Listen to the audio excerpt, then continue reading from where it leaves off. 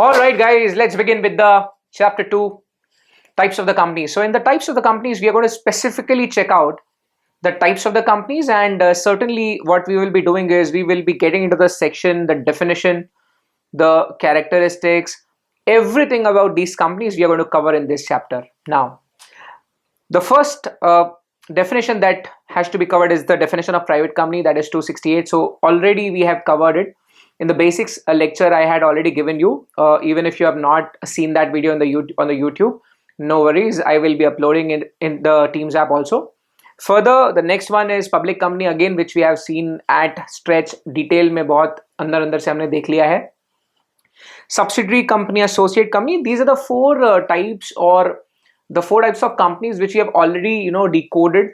I already had shared a link with you all. In case you have not seen, no worries at all. I will still in the Teams app in this chapter with the details, I will be uploading it. But fundamentally, we will be checking out these companies which I have mentioned on the right side of the screen. So which are the companies which we are going to check out? Number one is 1% companies. So very very very crucial. Number one, 1% companies का जो concept है वो अभी 2013 की act में ही आया है. Again architect of the recommendation was of course given by doctor J Rani.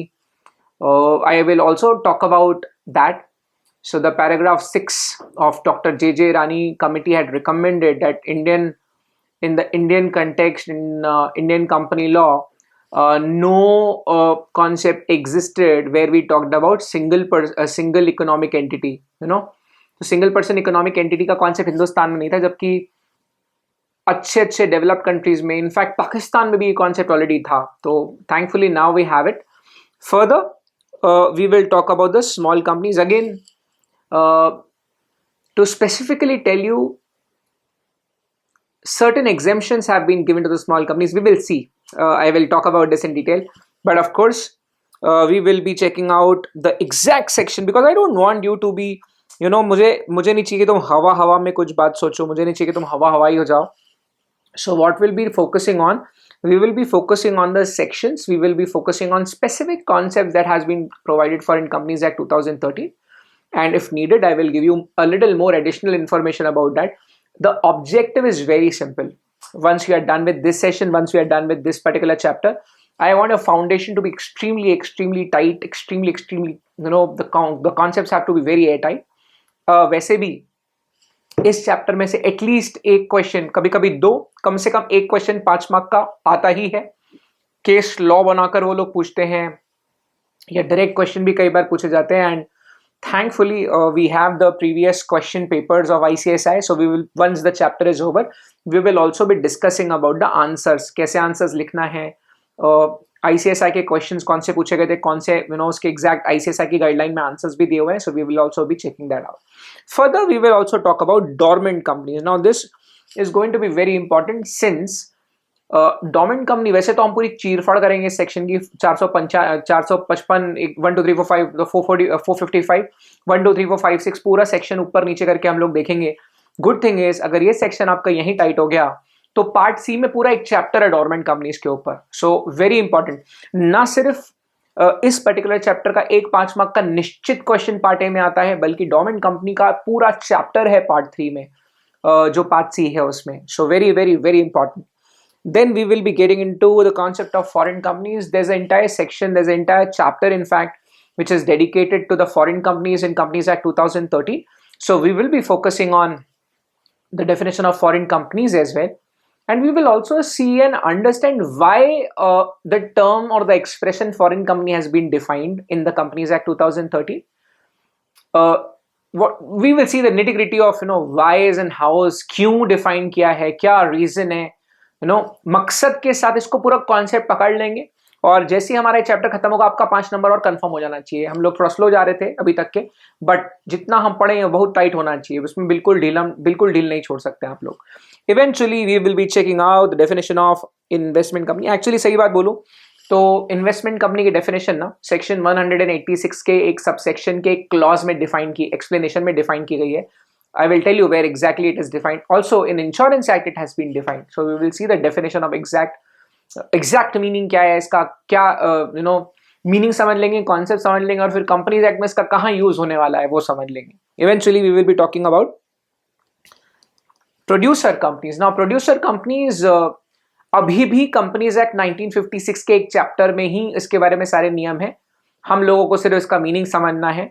Companies act 2013 का एक सेक्शन है 465, उसमें ये जिक्र किया गया है कि प्रोड्यूसर कंपनी का अभी भी पुराना ही वाला सेक्शन लागू रहेगा। Anyway we will see in detail what producer company is all about, and eventually we will talk about statutory corporations, not defined anywhere, but certainly yes, we will try and understand that what exactly are the statutory corporations.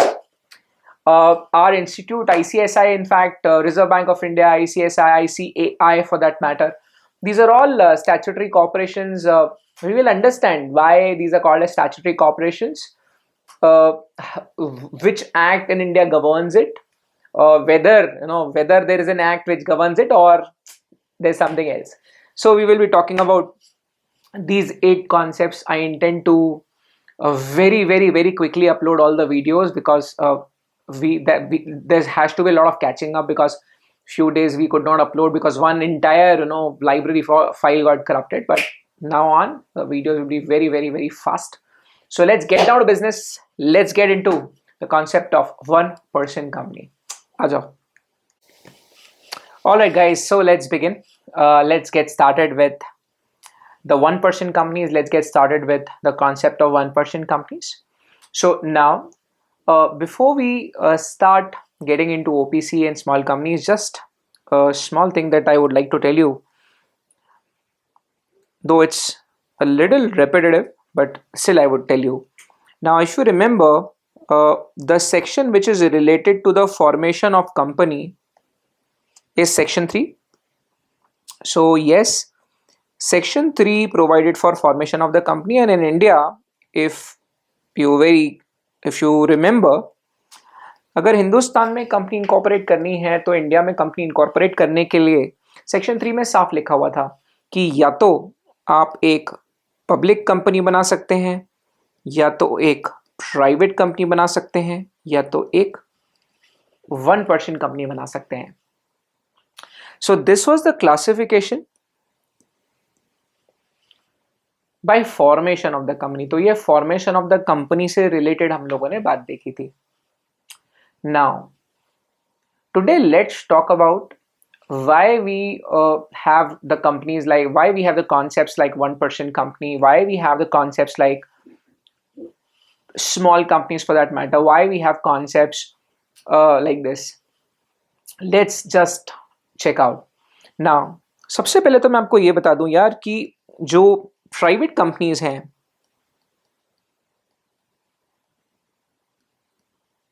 मैंने जब definition आपको पढ़ाया था, मैंने शायद तभी भी आपको बताया होगा कि फंडामेंटली द प्राइवेट कंपनीज, अगर हम कंपेयर करें तो पब्लिक कंपनीज और प्राइवेट कंपनीज में अगर हम बेसिक कंपैरिजन करें तो पब्लिक कंपनीज में थोड़ा स्ट्रिक्ट रिजाइम है।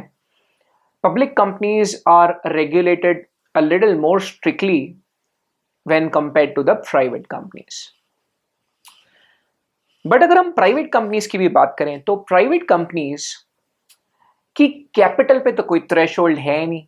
मतलब एक प्राइवेट कंपनी का पेड अप कैपिटल 1 लाख रुपए भी हो सकता है, 10 लाख भी हो सकता है, 10 करोड़ भी हो सकता है, 1000 करोड़ भी हो सकता है, और 10,000 करोड़ भी हो सकता है। अगर दो पार्टीज मिलकर 5-5 हजार करोड़ रुपए डालने को तैयार है तो एक प्राइवेट कंपनी 10,000 करोड़ के कैपिटल की भी हो सकती है। तो फंडामेंटली अगर मैं इंडिया में प्राइवेट कंपनीज की बात करूं तो फंडामेंटली कंपनीज एक्ट 2013 में रिजाइन क्या है? फंडामेंटली कंपनीज एक्ट 2013 का रिजाइन यही है कि प्राइवेट कंपनीज को थोड़ा लीनियंटली गवर्न किया जाता है। मतलब बहुत ही ज्यादा स्ट्रिक्ट प्रावधान नहीं है प्राइवेट कंपनीज के लिए। और जैसे जैसे आप लोग कंपनीज एक्ट डिटेल में पढ़ोगे तो कुछ कुछ प्रावधान बड़ी प्राइवेट कंपनियों को लागू हो जाता है। मतलब अगर प्राइवेट कंपनी का कैपिटल XYZ 100 करोड़ से ज्यादा है या 250 करोड़ से ज्यादा है तो प्राइवेट कंपनी को कुछ कुछ एक्स्ट्रा नियम फॉलो करने पड़ते हैं। मतलब फंडामेंटली अब तक क्या होता था 2013 एक्ट के पहले, कंपनीज एक्ट 2013 एक्ट के पहले क्या होता था कि प्राइवेट कंपनी छोटी हो या बड़ी हो सभी के लिए एक प्रकार का नियम था। Now 2013 Act, what has happened is in 2013 Act, doctor J J Irani committee, जो फंडामेंटली डॉक्टर जे जे ईरानी कमेटी की एक रिपोर्ट आई थी जिसके सारे रिकमेंडेशंस इवेंचुअली कंपनीज एक्ट 2013 में तब्दील हुए, और कंपनीज एक्ट 2013 में मेजर सिद्धांत डॉक्टर जे जे ईरानी कमेटी रिपोर्ट से ही लिए गए थे। तो उनका ऐसा मानना था कि जब हम प्राइवेट कंपनीज की बात करते हैं और हम चाहते हैं कि इंडिया में ज्यादा से ज्यादा लोग अपने बिजनेस को अच्छी तरह से company as a company register करके कंपनी इनकॉर्पोरेट करके वो अपना धंधा चलाएं, तो प्राइवेट कंपनीज को, हिंदुस्तान की सभी प्राइवेट कंपनी चाहे छोटी चाहे बड़ी, सभी को एक नियम लगता था। तो doctor J J Irani committee का ये कहना था कि अगर हिंदुस्तान में कोई सिंगल पर्सन है, अगर कोई अकेला व्यक्ति कोई इकोनॉमिक एक्टिविटी करना चाहता है, तो हिंदुस्तान में ऐसा कोई भी कॉन्सेप्ट नहीं था जो अकेला आदमी अगर कोई सिंगल पर्सन इकोनॉमिक एंटिटी बनाना चाहता था, तो ऐसा कोई कॉन्सेप्ट हिंदुस्तान में नहीं था। मतलब अगर मेरे को अकेले कोई काम करना है, अकेले कोई बिजनेस करना है, तो हिंदुस्तान में कंपनीज एक्ट के तहत कोई कंपनी खोली जा सकती थी। मतलब जबरदस्ती है, अगर प्राइवेट कंपनी खोलनी है तो मिनिमम 2 मेंबर्स होने ही चाहिए। मतलब अगर मुझे कोई काम अकेला करना है, पर अगर मैं कोई छोटी स्केल पे काम करना चाहता हूं, तो हिंदुस्तान में कोई कॉन्सेप्ट ही नहीं था जो इस बात को रिकॉग्नाइज कर रहा है कि ये सिंगल पर्सन इकोनॉमिक एंटिटी भी हो सकती है ना। तो doctor J J Irani committee की एक रिपोर्ट ने ऐसा रिकमेंड किया कि यार हिंदुस्तान में 1% कंपनी जैसा भी कॉन्सेप्ट होना चाहिए। सो वहां से ये कॉन्सेप्ट बना है। तो हिंदुस्तान में 1% कंपनीज का कॉन्सेप्ट आ गया। ये कमेटी की रिकमेंडेशंस का ही नतीजा था, जिसकी वजह से कंपनीज एक्ट 2013 में से कॉन्सेप्ट को रिकॉग्नाइज किया गया। अब दूसरी दुविधा ये थी, मतलब पहली बात तो ये कि भाई सिंगल पर्सन इकोनॉमिक एंटिटी नाम की कोई चीज ही नहीं है हिंदुस्तान में। अगर अकेला व्यक्ति कुछ करना चाहे तो वो कर ही नहीं सकता। यहाँ एकला चलो रे बोल रहे हैं, लेकिन अकेला आदमी को कंपनी इनकॉर्पोरेट करके वो बिजनेस करना अलाउड नहीं था। मतलब जबरदस्ती मैं किसी ना किसी को अपने साथ रखूंगा तो ही मैं कंपनी इनकॉर्पोरेट कर पाऊंगा। So that was quite unfair. 1% company का कॉन्सेप्ट रिकॉग्नाइज हो गया। अब दूसरी बात ये थी कि यार प्राइवेट कंपनी छोटी हो या बड़ी, सभी को नियम सेम लग रहे थे। मतलब प्राइवेट कंपनी के लिए जितने भी कंप्लायंसेस हैं, जितने भी कानून के प्रावधान है, सब प्राइवेट कंपनीज को फॉलो करना ही पड़ेगा। अब अगर कोई प्राइवेट कंपनी है जिसका कैपिटल 1 लाख रुपए है, उसको भी हिंदुस्तान में सभी वही नियम फॉलो करने हैं। जो दूसरी एक कोई प्राइवेट कंपनी है जिसका 1,000 करोड़ रुपए का कैपिटल है, उस प्राइवेट कंपनी को भी वही नियम फॉलो करने हैं। तो डॉक्टर जे जे रानी बोला यार एक काम करो, क्यों ना हम प्राइवेट कंपनीज में ही कुछ कंपनीज को क्लासिफाई कर ले एज अ स्मॉल कंपनी। उनका एक सुझाव बहुत बढ़िया आया। उन्होंने क्या बोला कि यार हिंदुस्तान में ऐसी प्राइवेट कंपनीज जो स्मॉल स्केल पे ऑपरेट कर रही है, क्यों ना हम ऐसी प्राइवेट कंपनीज को क्लासिफाई करने की इजाजत दे दें, क्लासिफाई कर लें एज अ स्मॉल कंपनी। आप बोलोगे सर क्या रीजन है, क्या रैशनल है? सर रैशनल यही है कि अगर हिंदुस्तान में कोई एंटरप्रेन्योर है, कोई छोटा मोटा बिजनेस चलाना चाहते हैं, लेकिन वो प्राइवेट कंपनी खोल के चलाना चाहते हैं, तो अकेले हैं तो उनको तो हमने 1% कंपनी खोलने की इजाजत दे दी, उनके लिए तो हमने खास कॉन्सेप्ट बना ही लिया। अब जो 2, 3, 4, 5 अप टू 200 मेंबर्स हैं, लेकिन छोटा मोटा कोई व्यापार चलाना चाहते हैं, छोटा मोटा कोई बिजनेस चलाना चाहते हैं, क्या उनके लिए भी हम कुछ कर सकते हैं? तो एक और कॉन्सेप्ट को रिकॉग्नाइज किया गया जिसका नाम है small companies.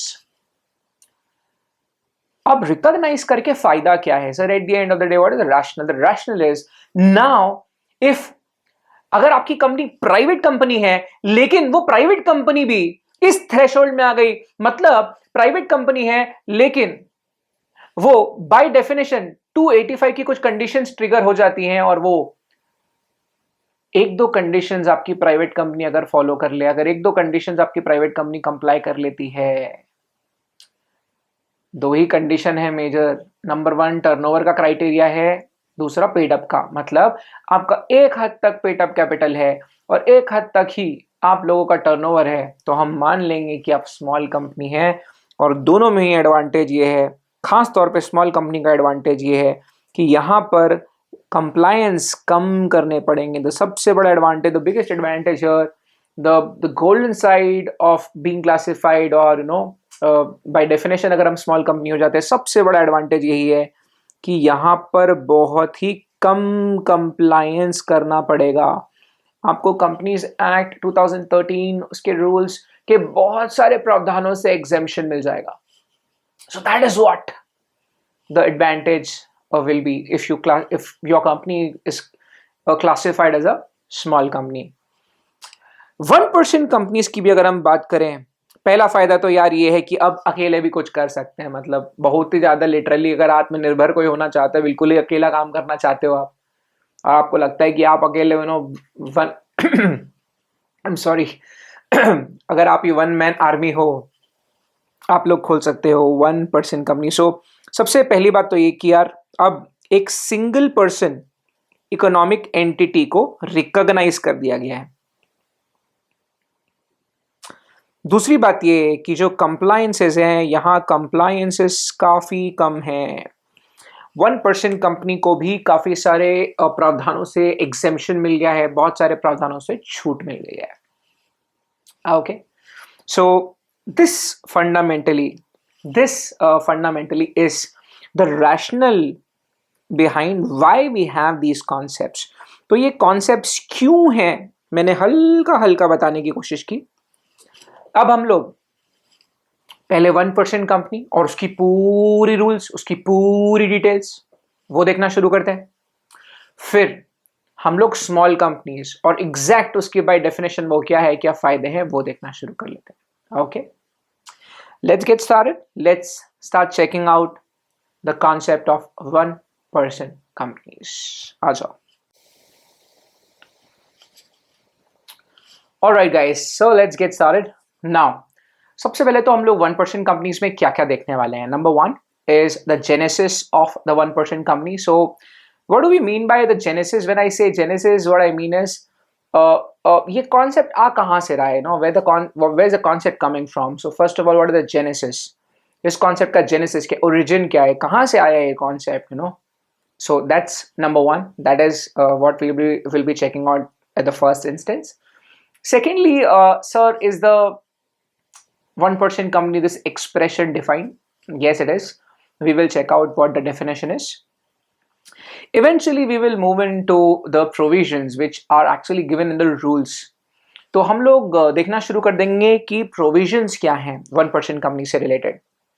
Further we will start checking out, sir, are there any forms which are specifically used for 1% companies?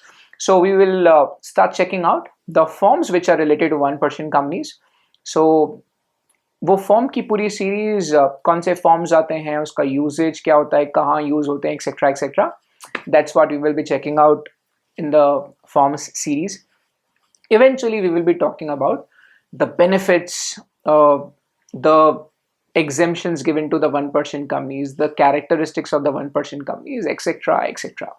okay, so let's get started। सबसे पहले तो हम लोग ओरिजिन शुरू कर लेते हैं। लेट्स ट्राई एंड अंडरस्टैंड कि ये कॉन्सेप्ट साला आया कहाँ से। सबसे इंपॉर्टेंट बात तो यही है कि ये कॉन्सेप्ट आ कहाँ से रहा है। So what is the origin.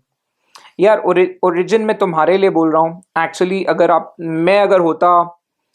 मैं स्टूडेंट होता और मुझे 1% कंपनी पूछा होता, भाई मुझे मालूम है ये ना फुल टॉस बॉल है, मतलब क्रिकेट में होता है ना, फुल टॉस बॉल आई तो अपन मैदान के बाहर ही मारने की कोशिश करते। तो अगर मेरे को ओपीसी का डायरेक्ट क्वेश्चन किसी ने एग्जाम में पूछा होता, भाई मैंने तो आगे बढ़ के आधी पिच पे आके छक्का मारना था। तो सबसे इंपॉर्टेंट बात यह है कि this concept is coming from, as I told you before, the report of doctor J J Irani committee. तो सबसे पहले तो 1% कंपनीज की अगर हम लोग बात करें, नोट्स में आप लोग देख सकते हो, पेज नंबर 22 में आप लोग को ये मिल जाएगा। But at this moment I would not like you to check out your notes, rather आप 45 मिनट्स, 1 घंटा मेरे साथ रहिए, और मैं आपको दावे के साथ बोल सकता हूँ कि आप उसके बाद 15-20 मिनट भी पढ़ लें, रीड कर लेंगे तो आपको याद रह जाएगा। अगर आपका एवरेज इंग्लिश या इंग्लिश थोड़ा बहुत ठीक ठाक है, या एवरेज इंग्लिश है आपकी अच्छी खासी, आप लिखना जानते हो, बेसिक ग्रामर वैमर ठीक है आपका अगर लिखने विखने में, तो आप मेरे साथ पूरा वीडियो अच्छे से देख लो। और वैसे भी मैंने स्ट्रक्चर इस तरह से किया हुआ है, जो मैं लैंग्वेज यूज़ करता हूँ वही लैंग्वेज आप लोग भी अडेप्ट करने लग जाएंगे, धीरे धीरे करके आप मेरी तरह ही बात करने लग जाएंगे, और eventually just focus on the concept, just enjoy this, okay. So थोड़ा सा एंजॉय करते हैं इस कॉन्सेप्ट को। तो सबसे पहले तो अगर हम लोग बात करें इस कॉन्सेप्ट की, तो जेनेसिस कहाँ से आया ये concept. So first of all यार, दुनिया का एक तरफ अब हम लोग सबसे इंपॉर्टेंट बात कर रहे हैं यार। सबसे पहली बात तो ये है कि कंपनीज एक्ट 2013 के पहले ऐसा कोई कॉन्सेप्ट हुआ नहीं करता था। Let's read the text a little bit. With the implementation of Companies Act 2013, single person could constitute a company. Under one-person company concept, the introduction of OPC in legal system is a move that would encourage corporatization of micro businesses and entrepreneurship. So Hindustan में जो छोटा व्यापारी है, जो छोटा काम काज करना चाहते हैं, उन लोगों को मोटिवेट करना चाहते हैं हम चाहते हैं कि वो लोग कंपनीज एक्ट 2013 के हिसाब से कंपनी को रजिस्टर करवाएं, ताकि मिनिस्ट्री ऑफ कॉर्पोरेट अफेयर्स के पास उसका डेटा हो, सरकार के पास वो रजिस्टर्ड एंटिटी हो। हम लोग चाहते हैं कि हम लोग कहीं ना कहीं हिंदुस्तान में जो एंटरप्रेन्योर लोग हैं उन लोगों को थोड़ा प्रमोट करें, उन लोगों को थोड़ा इंकरेज करें, और साथ ही साथ रिकॉर्डिंग भी हो जाएगी उसकी। मेरे कहने का मतलब, एक बार उसका डेटा हमारे पास आ गया, हमें पता चल जाएगा कि यार जीडीपी हमारा बढ़ रहा है, क्योंकि बहुत सारा छोटा मोटा व्यापार जो है, जस्ट बिकॉज वो सरकारी खातों में नहीं आता, रिकॉर्ड में नहीं आता, तो समझ में नहीं आता है हिंदुस्तान की ग्रोथ हो रही है कि नहीं हो रही है ना। तो ये भी हमारा एक मकसद है कि हम लोग सरकार के साथ सरकार के डेटा में वो सब रजिस्ट्रेशन हो जाए कि भाई ये लोग यहाँ पे धंधा कर रहे हैं। ये भी एक मकसद है, बट साथ ही साथ हमारा ये भी मकसद है कि हम ऑर्गेनाइज तरीके से हिंदुस्तान में धंधा हो, और जो लोग ऑर्गेनाइज तरीके से धंधा करें उन लोगों को हम कुछ फायदा भी पहुंचाएं। तो फंडामेंटली भाई डॉक्टर जे रानी कमेटी जो है, उन लोगों की रिकमेंडेशन से ही ये कॉन्सेप्ट आया। So in India in the year 2005, doctor J Irani committee or expert committee recommended the formation of OPC.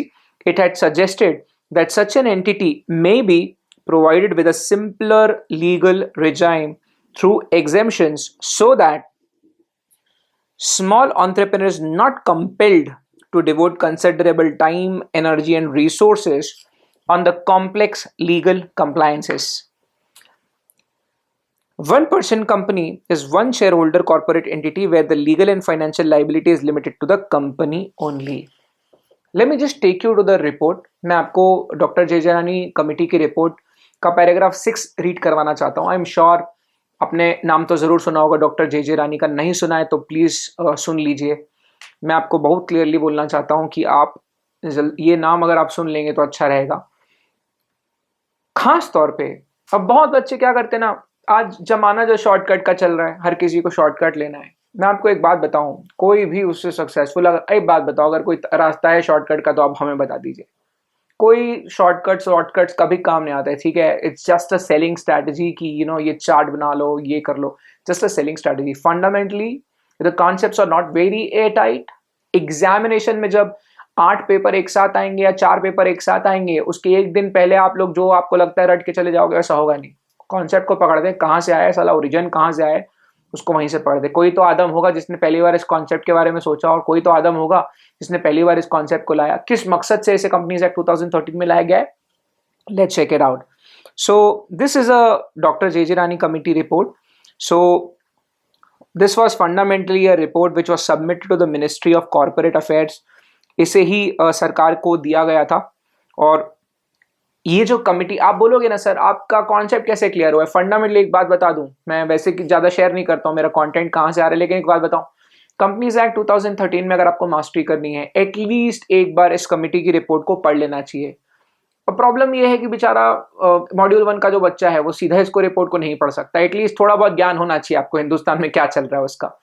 तो थोड़ा समय हो जाए, कंपनी लॉ की पूरी क्लास हो जाए, एसबीसी की हो जाए, उसके बाद रीड कर लेना, लेकिन एग्जाम के पहले एक बार रीड जरूर कर लेना, बहुत कंटेक्स्ट मिल जाएगा चीजों को। एनीवे, अब ये देखिए पैराग्राफ 6 जो है, पैराग्राफ 6 एक्चुअली बात करता है ओपीसी की। अभी तक पैराग्राफ शुरू नहीं हुआ आई थिंक, या so yes here it is.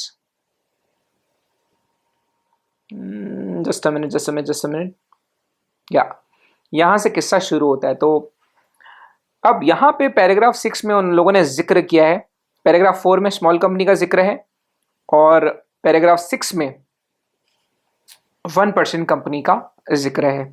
बहुत ही इंपॉर्टेंट है, अदरवाइज मैं आपको इतना स्ट्रेच करके नहीं बोलता कि इसको पढ़ते हैं बिफोर आपका सेशन। पता है भले 1 घंटे का हो या 2 घंटे का होगा, एक बात याद रखना, तुम्हारे 1 घंटे के सेशन के पीछे कम से कम 3-4 घंटे का प्रिपरेशन, और ऐसा नहीं कि अभी एक आध 2 घंटा लगा हुआ है, कई समय से 8-8 10-10 साल से जितना मेरे को प्रोबेबली मालूम है, वो सबका निचोड़ करके उसकी स्ट्रक्चर बना के मैं आपको दे रहा हूँ। 1 घंटे का लेक्चर आपके पास आता है, उसके कितनी कट होती है, उसके पीछे की क्या मराई है, वो आपको नहीं समझ में आएगा।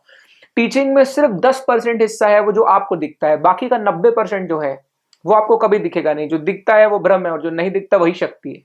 तो 90% जो है वो आपको दिखता नहीं है, लेकिन जो मैं बोल रहा हूँ उसको सीरियसली लेके देखो, बहुत मजा आएगा आपको। आप पढ़े सी सेट में सुने होगे ना नाम, अब देखो मैं जो बोल रहा हूँ वो सुनो, आपका देखो दिमाग बदलता है कि नहीं।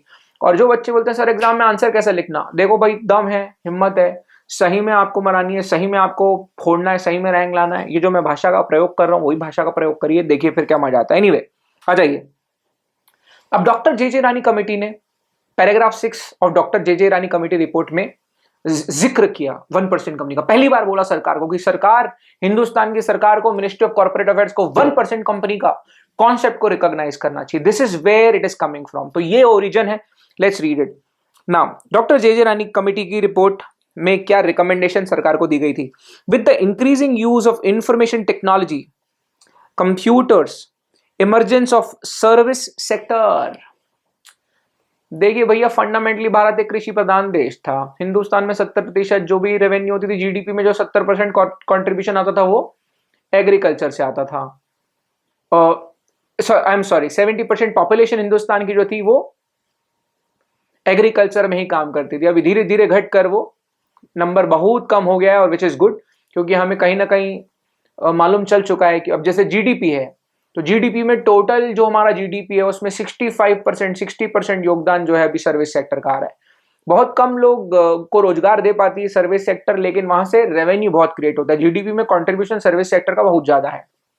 एनीवेज, अब सबको मालूम है edtech, sir, education, consulting, CA, CS, good consulting firms, information technology, BPOs, IT enabled services, etc etc। तो वही बोला है, in with increase of information technology and computers, emergence of service sector, it is time that entrepreneurial capabilities of people are given outlet for participation in economic activity. Such economic activity may take place through the creation of single person, through the creation of economic person in the form of company. Yet it would not be reasonable to expect that every entrepreneur who is capable of developing his ideas and participate in the marketplace should do it through association of persons. We feel that it is possible for individual to operate in economic domain and contribute effectively. To facilitate this, the committee recommends that the law should recognize formation of single person economic entity in the form of one person company. Such an entity may be provided with a simpler regime through exemptions, so that the single entrepreneur is not compelled to fritter away his time, energy, and resources on the procedural matters. This is where the thought came in. This is for the first time Dr. J.J. Rani Committee had recommended to the Ministry of Corporate Affairs that in India it is time that we start recognizing the concepts like one-person company, which would boost the entrepreneur, single entrepreneurs हैं, अकेला कुछ करना चाहते हैं, association of person के साथ मेरे को नहीं खोलनी है कंपनी, अगर मैं अकेला कुछ करना चाहता हूँ, India has recognised the concept. Let's read it once again. पहली बार मैं आपको थोड़ा ब्रेक लग के थोड़ा समझाते पढ़ा रहा था, एक बार इसको फिर से रीड करते हैं। आप बोलोगे ना सर फाड़ना है सर, 5 में से 5 नंबर कब मिलेगा, ये भाषा का प्रयोग कर लो भाई। अगर तुमने लिख दी एग्जाम में ओपीसी, अगर ओपन क्वेश्चन पूछ लिया, ओपीसी का कॉन्सेप्ट पूछ लिया, तुमने आंसर शुरू किया जेनेसिस से, और तुमने अपनी ओपनिंग लाइन में ये लिखा paragraph 6 of doctor J J Irani committee report. अगर आपने पैराग्राफ 6 में मेंशन डाल दिया, आपने पैराग्राफ 6 में पहली बार मेंशन किया गया था, पहले पैराग्राफ 6 में ये ऐसा कॉन्सेप्ट लाया गया था, ये रीजन के साथ ये कॉन्सेप्ट, आधी जायदाद पेपर चेकर तुम्हारे नाम पे लिख के दे देगा, पास होने का बात छोड़ो, बट ये करना पड़ेगा आपको। Anyway, let's read it. I'm sorry, let's not get bhavuk now. Let's read. With the increasing use of information technology and computers, emergence of the service sector, it is time that the entrepreneurial capabilities of the people are given an outlet for participation in the economic activity. Such economic activity may take place through creation of economic person in the form of company. Yet, it would not be reasonable to expect that every entrepreneur who is capable of developing his ideas and participating in the marketplace should do it through the association of persons. We feel that it is possible for individuals to operate in the economic domain and contribute effectively. To facilitate this, the committee recommends that law should recognize formation of single person economic entity in the form of one 1% company. Such an entity may be provided with simpler regime through exemption so that the single entrepreneur is not compelled to fritter his time, energy and resources on the procedural matters. This was the recommendation. So when the kids ask me, sir, why OPC को इतने exemptions मिले हुए हैं, I tell them that this concept was recognized fundamentally to boost entrepreneur जो अकेले कुछ काम करना चाहते हैं. यहाँ फंडामेंटली हम चाहते ये थे कि यार हम चाहते हैं कि सिंगल पर्सन इकोनॉमिक एंटिटी को हम लोग पहले तो रिकॉग्नाइज कर लें, हिंदुस्तान में कॉन्सेप्ट ला लें, उसके बाद जो ये कॉन्सेप्ट का यूज करना चाहता है उसको हम लोग बोलेंगे कि भैया तू ज्यादा टेंशन मत ले, ज्यादा प्रोसीजरल मैटर में तेरे को ध्यान नहीं देना है तो अपने धंधे में ध्यान दे, अपने बिजनेस में ध्यान दे, धंधा कर, बिजनेस बड़ा, इकोनॉमिक एक्टिविटी कर, रोजगार क्रिएट कर, हिंदुस्तान का जीडीपी में योगदान दे, तेरे को हम एग्जाम्पशन देंगे. So when the kids ask me, sir OPC को इतने एग्जाम्पशंस क्यों? इसीलिए क्योंकि हम चाहते ही थे कि इनको हम लोग कम कंप्लायंसेस करने को बोले, क्योंकि अकेला एंटरप्रेन्योर है, अगर वो कंपनी इनकॉर्पोरेट कर रहा है, अपना पूरा ध्यान एनर्जी, पूरा टाइम एनर्जी रिसोर्सेज अगर वो लगा देगा कंपनीज एक्ट 2013 के कंप्लायंस पे, तो वो धंधे पे कब ध्यान देगा भाई? That is the reason fundamentally OPCs को बहुत सारे एग्जेम्पशन है. So this report further talks about lot of things. आप अगर चाहते हो तो मैं आपको और बताता हूँ. So the concept of OPC may be introduced in the act with following characters. Number 1, may be registered as private company with only one member and may also have at least one director. देखो यहीं पे doctor जेजेरानी committee की report में ही लिखा हुआ था कि यार कंपनी में ना इसको कॉन्सेप्ट को रिकॉग्नाइज कर दो, प्राइवेट कंपनी की ही क्लासिफिकेशन इसको माना जाएगा, एक मिनिमम एक मेंबर, मिनिमम एक director. That is what was recommended. See 2005 report, हाँ 2005-6 का रिपोर्ट है. और अब यार मैं हमेशा ना जोकिंगली बोलता हूँ ऐसा बच्चों को कि यार कंपनी है ना, कंपनी अमर है यार. मतलब मेरा एक मतलब अमर का मतलब आपको पता है ना कि मेरा एक भाई है, बोलता है उसका नाम अमर है, तो मैं उसको बोलता तेरा सही है यार. तो किसी को बोलता होगा हाय आई एम अमर. तो एक बार उसने मुझे बोला था जब फर्स्ट टाइम मिले, उसने कहा हाय आई एम अमर. मैंने कहा hi I am Rahul, I am only here for 78 years. क्योंकि अमर का मतलब तो मरेंगे ही नहीं अमर.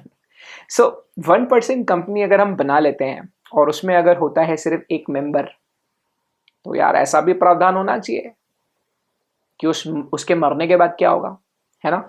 यहीं पे उसके बारे में बात की गई थी और खास तौर पे बोला गया था कि OPC, ये जो 1% कंपनी खोली जाएगी, इसके नाम में ही OPC एफिक्स होना चाहिए ताकि लोगों को समझ में आ जाए कि कौन सी कंपनी हिंदुस्तान में 1% कंपनी है. Okay. So this is where the concept is coming from. Everything is mentioned in the notes. I am just trying to tell you a structure in a way कि कोई भी पूछे तुमसे 1% कंपनी, रप रप रप रप रप आपके दिमाग में क्या आंसर आ जाना चाहिए भैया. हाँ, सबसे पहले तो हम लोग क्या बोलेंगे, सबसे पहले हम लोग बोलेंगे भाई पैराग्राफ 6 डॉक्टर जेजेरानी का कमिटी, है ना. सो सबसे पहली बात तो ये कि पैराग्राफ 6 डॉक्टर जे ईरानी, पहले डॉक्टर जे ईरानी कमेटी लिख देते हैं. सो द कॉन्सेप्ट, देखो बात छोटी है लेकिन बड़ा इंपैक्ट पड़ता है जी इसका. Concept of 1% company was recommended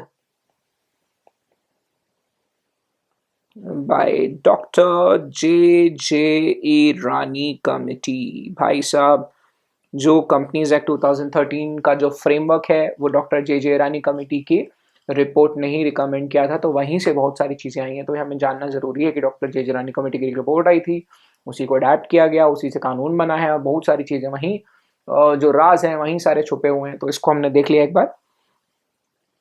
अभी तुम इतना बोलोगे तो आम जिंदगी, लेकिन अगर तुमने ये बोल दिया paragraph 6 of the report by, छक्का ही है फिर तो. Anyway, concept of OPC was recommended by Dr. J. Rani committee report in the paragraph 6.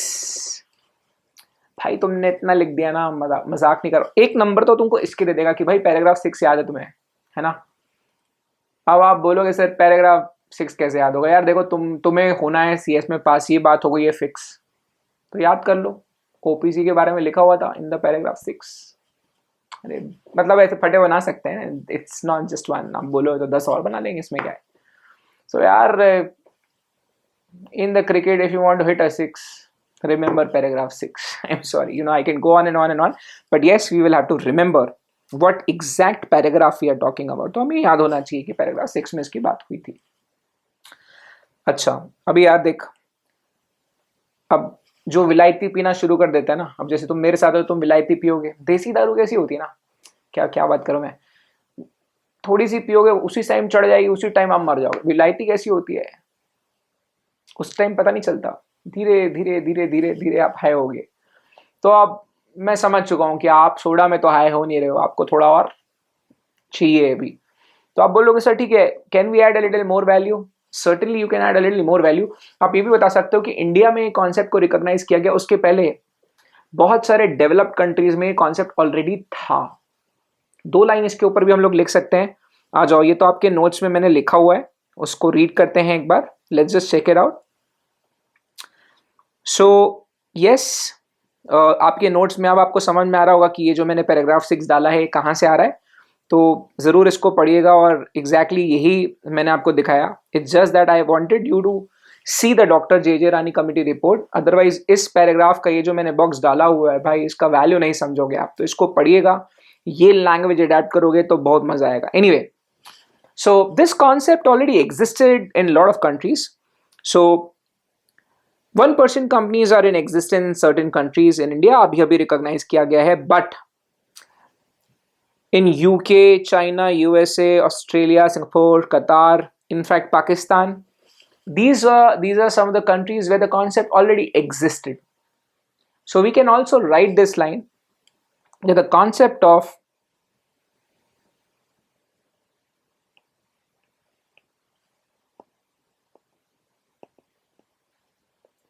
OPC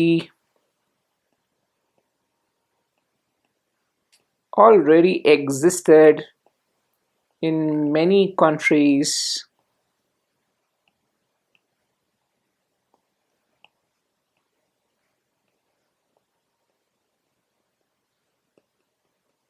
like USA, UK, Singapore, Australia, Dubai,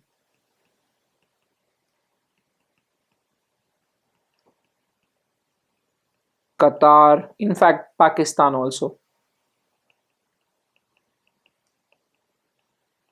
जरूरी नहीं आप सारे नाम सारे कंट्रीज का जिक्र करें, जो याद आ जाए वो लिख देना, जो नहीं याद है छोड़ भी देना. ठीक है, अब देख लेना ना उस टाइम जब आप एग्जाम दे रहे होगे, उस टाइम कंटेक्स्ट देख लेना, मतलब क्या चल रहा है दुनिया में. तो आप ये सारे कंट्रीज का नाम तो सर्टेनली लिख ही सकते हैं. वो यूएसए में है कि नहीं, आई एम नॉट श्योर. या यूएसए में नहीं है, I am sorry. Even if it's there, I am not very sure about it, so I am really sorry. USA को हटा देते हैं. So you guys can still write down these countries. So UK तो आपको याद आ जाएगा, क्योंकि already you are aware that हमारा जो हिंदुस्तान का कंपनीज एक्ट 2013 है, कहीं ना कहीं वो यूके से ही अडेप्टेड है. मतलब some day I will talk about that, but I want you to mature first, क्योंकि at this moment talking about history won't make sense because you know nothing right now. But someday we will also know some random video I'll upload, and I'll inform you all that how it was in fact mimicked in India. Because back then East India Company used to rule in India, and naturally UK और Britishers थे जो हिंदुस्तान पे राज कर रहे थे 200 साल से. So they already had Companies Act और Company Law in UK. And अब हिंदुस्तान में राज कर रहे थे, तो धंधा तो हिंदुस्तान में भी चल रहा था. So what used to happen is they actually wanted a very similar law in India, so that they get a same ecosystem, same legal infrastructure in both the countries, in the home in England and in India. So they made Companies Act there, 3-4 years, Companies Act to 1913 here. They made an amendment there, अगले साल amendment in India. They made a consolidated act there, India में amendment 6 साल बाद. तो ऐसा चलता गया. So it was mimicked quite 1800 से वो पूरा 1700, 1800 से पूरी हिस्ट्री चली आ रही है. Finally what happened in 1947, India को फ्रीडम मिल गया. अब उसके बाद यूके में फिर से कानून में बदलाव आया, तो हम समझ ही नहीं पाया अब क्या करना है, क्योंकि अब तक तो मिमिकिंग चल रहा था पूरा.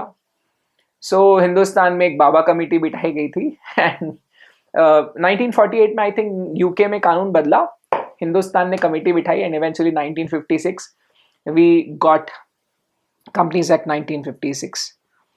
अब आप बोलोगे सर क्या यूके में अभी 2005-6 के आसपास भी कानून बदला था? Yes you are right, companies act UK का अर्ली 2000 में बदला, फिर उसके बाद हमने भी डॉक्टर जे रानी कमेटी बिठाई and eventually we also did the change. So that's the brief history. Actually someday we can actually go back 200 years back and we can, I can specifically pinpoint how things actually evolved. Anyways, this is the genesis, the concept coming from Dr. J Rani committee report has actually recommended the concept to the ministry. It got accepted also. Paragraph 6, I hope you'll remember. Further, सो क्या हिंदुस्तान पहला देश है दुनिया में concept लाने का? So the answer is no, और the concept already existed in lot of developed countries like UK, Singapore etcetera. Developed countries बोल के पाकिस्तान मत लिखना, एग्जामिनर अगर ज्यादा भक्त निकला तो नंबर काट देगा तुम्हारे। तो पाकिस्तान को डेवलप्ड कंट्री मत बोलिएगा। कराची स्टॉक एक्सचेंज की पूरी सब कंपनीज मिला के जितना मार्केट कैपिटलाइजेशन है उतना हमारे सिर्फ एक कंपनी का ही है। वहां की पूरी कंपनियों की पूरी वैल्यूएशन बना लोगे ना तो कराची स्टॉक एक्सचेंज की जितनी लिस्टेड कंपनीज है उससे ज्यादा हमारी सिर्फ टीसीएस है, उससे ज्यादा हमारी एचडीएफसी है, उससे ज्यादा हमारा रिलायंस इंडस्ट्रीज है। तो सोच के बोलना, हमारा डेवलप्ड कंट्री के पाकिस्तान का नाम मत लिखना, ठीक है?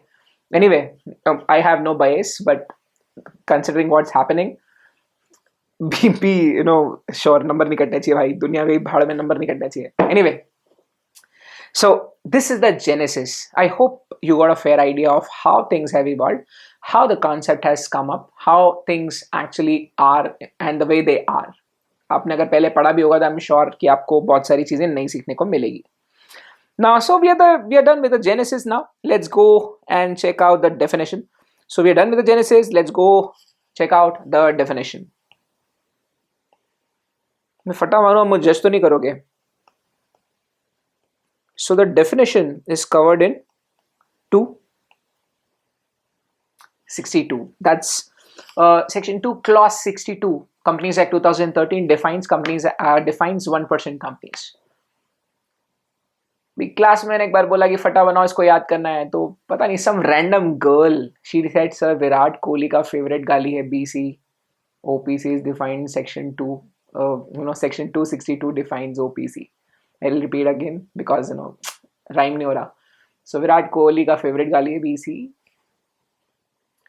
Section 262 defines OPC. That's how people used to remember it. Someday, if you want, we can actually have a party in the WhatsApp group.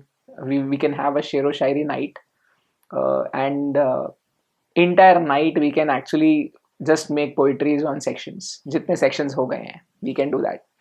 चलो. So this is the definition, section 262.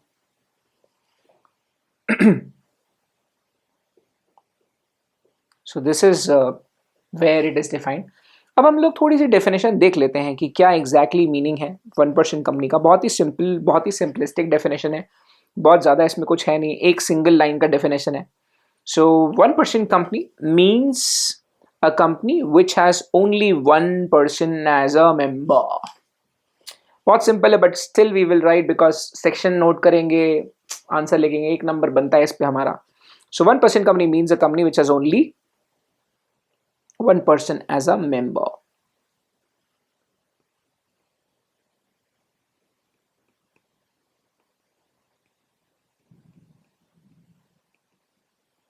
Means a company which has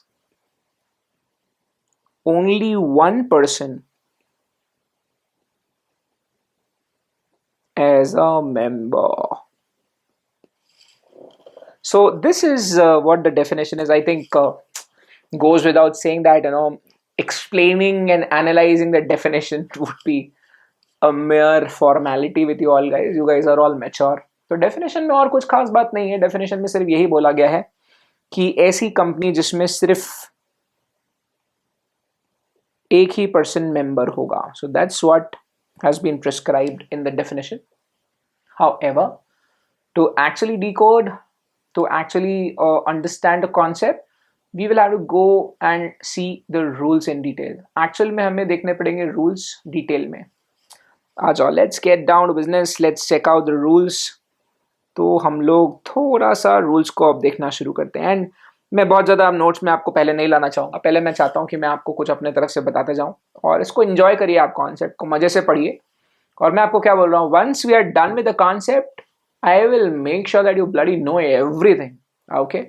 All the past questions that have been asked about 1% companies, not only in the new syllabus, the old syllabus also, we will check that out. खत्म करते हैं इसका किस्सा फिर, ठीक है? But एक भी क्वेश्चन ऐसा नहीं होना चाहिए जो हमें ना बने। और ऑलरेडी मैंने नोट्स में, अगर आप देखोगे, एक दो क्वेश्चन तो मैंने कवर करवाए हुए हैं, बट हाँ, उसके बाद भी जो अटेम्प्ट हुए उसके क्वेश्चन देखते हैं। आ जाओ, let's talk about the concept. So what's the concept, कहाँ से आ रहा है, क्या हो रहा है? तो सबसे पहली और सबसे रेलेवेंट, सबसे खास बात सबसे पहले डिस्कस होनी चाहिए। अब हम रूल्स में आ रहे हैं, लेकिन मुद्दा यहाँ से थोड़ा सीरियस होगा, demands your attention a little more. So सबसे पहली बात तो यार हिंदुस्तान में अगर किसी को 1% कंपनी खोलना है, what is the pre requisite? सबसे इंपॉर्टेंट बात क्या है भाई? तो सबसे रेलेवेंट, सबसे इंपॉर्टेंट बात यह है कि हिंदुस्तान में अगर किसी को 1% कंपनी खोलना है,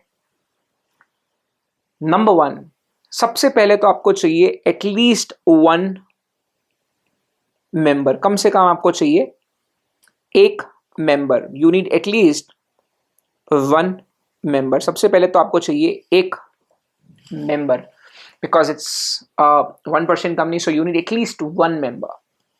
further, you need at least 1 director. Now you understand? अब ये रूल्स है, कंपनीज एक्ट 2013 के लिए जो रूल्स बनाए गए हैं, 2014 में रूल्स बनाए गए थे, वो रूल्स में सब जो जो लिखा हुआ है वो मैं आपको बता रहा हूं। But do you understand now where the rules are coming from? Don't you think the rules are coming from the doctor J Irani committees recommendations?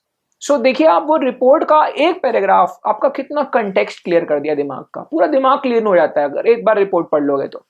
Anyway, and you also need what? 1 nominee. Please understand. चिल्ला चिल्ला के आपको foundation में CSAT VSAT में पढ़ाया होगा, आप CA foundation वगैरह से आ रहे हो तो आपको बताया होगा, कंपनी को इच्छा मृत्यु का वरदान मिला हुआ है। Company enjoys perpetual succession. और इतना चीर चीर फाड़ के चिल्ला के 11-12 की मजा आती है ना। 11-12 में पढ़ाना कितना आसान है, या सीसेट में पढ़ाना कितना आसान है। चीख चीख के चिल्ला के बता दो, कंपनी का परपेचुअल सक्सेशन है। कंपनी जब तक खुद बोले, जब तक कंपनी वाइंड अप नहीं होती, कंपनी मरती नहीं है ना? तो पढ़ा तो है, उसको इंप्लीमेंट करने का समय आ गया। तो मेरे भाइयों, 1% कंपनी में आपको पता है कि अगर 1 ही मेंबर रहने वाला है, अगर वो मर गया तो क्या कंपनी का क्या होगा? That is the reason in 1% companies there's a clause, there's a provision which specifies that you need at least 1 nominee. जो भी मेंबर होगा उसको कम से कम एक नॉमिनी पहले इनकॉर्पोरेशन के वक्त ही स्पेसिफिकली नॉमिनी अपॉइंट करना पड़ता है। एक और फट्टा अगर एग्जाम में मारना है तो आप मार सकते हो कि in other companies appointing a nominee is a right of the member, whereas in 1% company appointing a nominee is not a right but an obligation. यहां आपको कम से कम एक नॉमिनी अपॉइंट करना कंपलसरी ही होगा। ओके, आ जाओ। So you need at least 1 member, you need at least 1 director. You mind if I right this here? So you need 1 member, 1 nominee and 1 director. Now, लेकिन जब हमने इनके बारे में यहाँ पे कुछ लिखा है तो इसको भी डिटेल में फोड़ते हैं। जब लिखा ही है तो इसको पूरा फोड़ के ही लिख देते हैं ना, क्यों हम लोग इसको वीक छोड़े, है ना? सो लेट्स ट्राई, इसको भी हम थोड़ा सा फोड़ना शुरू कर देते हैं। आ जाओ। So, number one, what is the eligibility criteria? अभी हम लोग अगर बात करें तो what is the eligibility criteria? तीनों की ही एलिजिबिलिटी की बात कर लेते हैं। To become a member, what is the eligibility criteria? अगर आपको 1% कंपनी का मेंबर अपॉइंट होना है या 1% कंपनी का मेंबर का क्या क्वालिफिकेशंस है, क्या एलिजिबिलिटी क्राइटेरिया है? Number one, it has to be a natural person, because what happens is the definition of person would include the company, the body corporates. तो पर्सन में तो कंपनी भी आ जाएगी, पर्सन में तो एलएलपी भी आ जाएगी, पर्सन में तो association of individual, association of persons, body of individuals भी आ जाएंगे। यहाँ पे एलिजिबिलिटी ये है कि it has to be a natural person like me और यू। आमतौर पर कंपनी का मेंबर दूसरी कोई कंपनी भी बन सकती है। इन 1% companies it is relevant, it is important that only and only and only and only an individual can become a member. So the member has to be a natural person. Further, it has to be citizen of India, भारतीय नागरिक होना चाहिए। क्यों? क्योंकि मैंने New Zealand के entrepreneur को promote करने के लिए हिंदुस्तान में लीनियंट कानून नहीं बनाया। मैंने चाइना के इंडिविजुअल्स को हिंदुस्तान में उनके एंटरप्रेन्योर स्पिरिट को प्रमोट करने के लिए हमने हिंदुस्तान में 1% कंपनीज के लिए लीनियंट प्रावधान नहीं बनाए। तो हम चाहते हैं हिंदुस्तान के लोग अगर कोई सिंगल पर्सन इकोनॉमिक एंटिटी बना के काम करना चाहते हैं, we would like to promote them, not anyone else.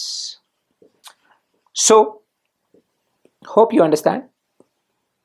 So natural person, citizen of India, and the third condition is has to be a resident of India, जो रहे भी हिंदुस्तान में, रहता भी हिंदुस्तान में हो।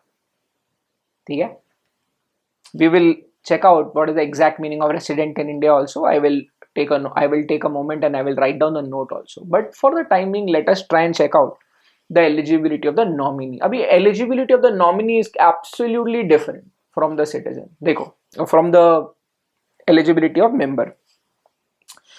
तो इसको भी होना पड़ेगा नेचुरल पर्सन,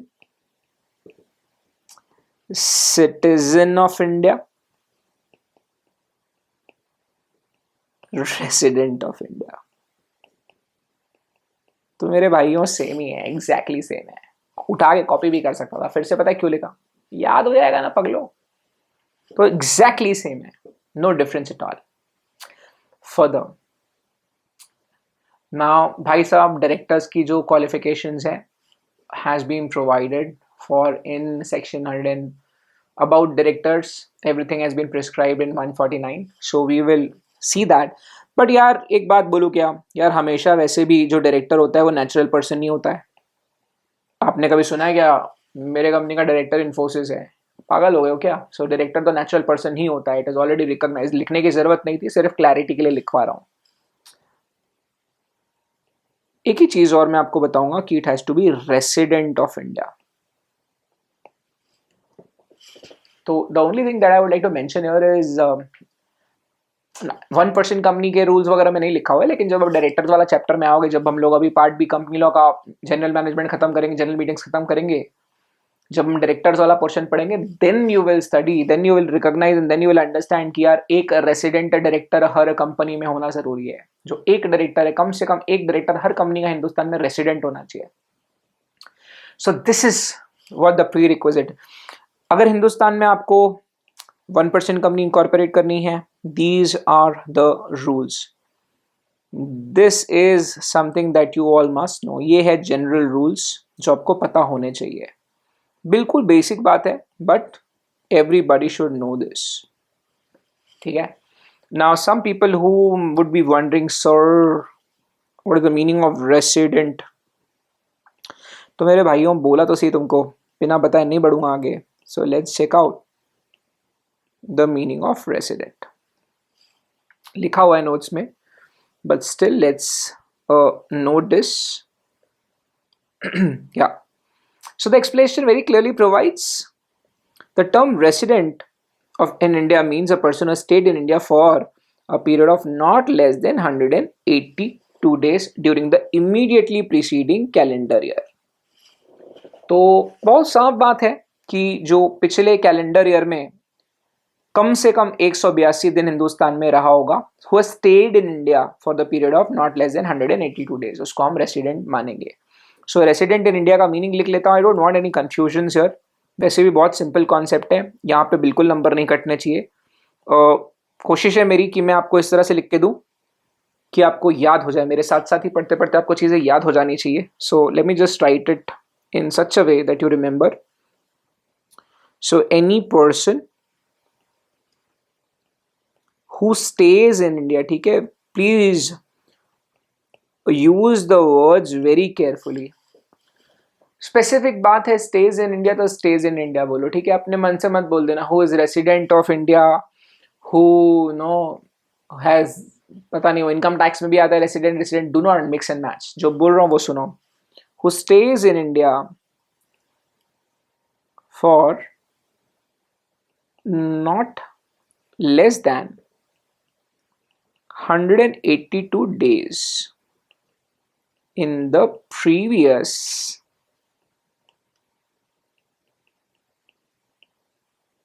कैलेंडर ईयर, ठीक है। सो भाई लोग, बहुत क्लियर बात है, अपने मर्जी से कोई वर्ड मत बदल देना। कैलेंडर ईयर का मतलब कैलेंडर ईयर होता है, फाइनेंशियल ईयर नहीं होता। जो बोला हुआ है, जो एग्जैक्टली मेंशन्ड है वो एग्जैक्टली बता रहा हूँ। उस पर मतलब अब ठीक है, तुम्हें अपना दिमाग लगाना है लगाओ, लेकिन फिर ऐसा मत करना कि उसका मीनिंग बदल जाए। सो डोंट डू एनीथिंग जिसकी वजह से कोई मीनिंग वगैरह चेंज हो जाए।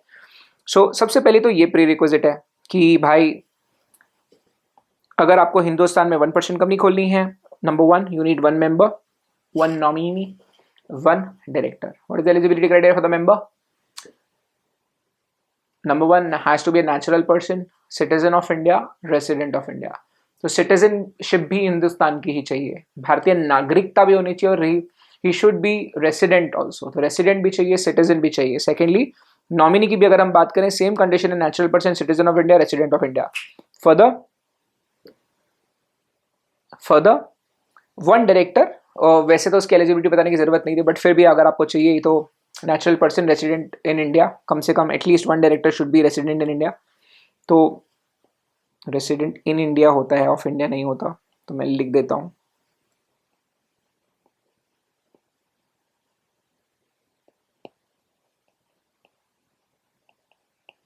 सो रेसिडेंट इन इंडिया है। सो आई जस्ट होप कि आप उसको थोड़ा सा देखें, उसको थोड़ा सा ध्यान दें। Anyways, so now we are very sure कि बेसिक रिक्वायरमेंट क्या है।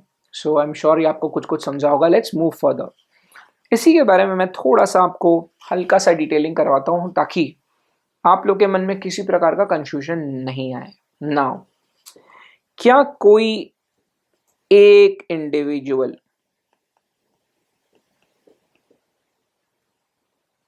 क्या कोई same individual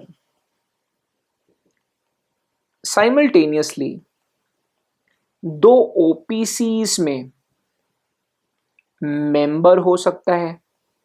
is it allowed कि एक ही समय पे simultaneously, I am sorry, is it possible कि एक ही समय पे, एक ही गिवन पॉइंट ऑफ टाइम पे सेम इंडिविजुअल 2 कंपनीज, 2 1% कंपनीज में मेंबर हो सकता है? Is it possible? The answer is no, not allowed. एक समय पे आप 2 1% कंपनी के मेंबर नहीं बन सकते। फर्दर,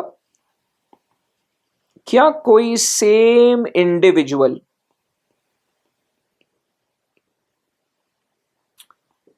एक ही समय पे, आई रिपीट, क्या कोई सेम इंडिविजुअल एक ही समय पे 2 ओपीसीज का मेंबर नहीं,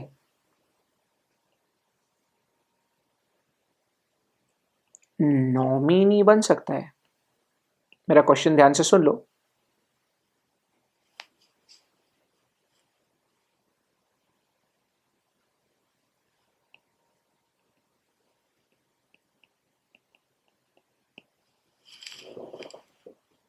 इज दिस अलाउड? मेंबर तो नहीं बन रहे हो आप, मेंबर बनना तो अलाउड नहीं है। एक ही समय पे 2 अलग अलग 1% कंपनीज में आप मेंबर तो नहीं बन सकते। Clear? The second question is, क्या एक ही समय पे एक ही समय पे आप एक ओपीसी के मेंबर, एक ओपीसी के नॉमिनी और दूसरी भी ओपीसी के नॉमिनी बन सकते हो? Is this allowed? यहाँ तो मेंबरशिप नहीं आ रही, नॉमिनी बन सकते हैं। गेस करो गेस करो गेस करो। The answer is no. I hope you are understanding में सवाल समझ रहा है कि नहीं समझ रहा है। एक ही पॉइंट ऑफ टाइम पे ये पॉसिबल है क्या कि सेम इंडिविजुअल दो अलग अलग ओपीसी में नॉमिनी बन जाए? The answer is no again, not allowed. Third question सुनो। क्या सेम इंडिविजुअल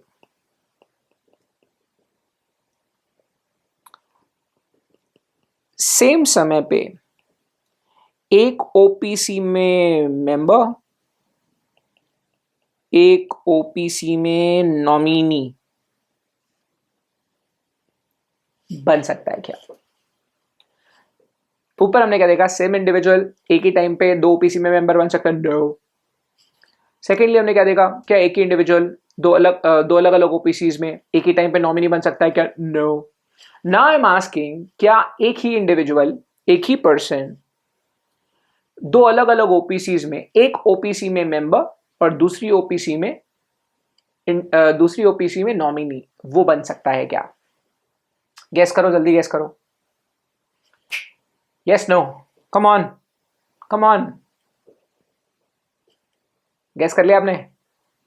गेस कर लो, फाइनली मजा आएगा फिर। The answer is yes, it is allowed.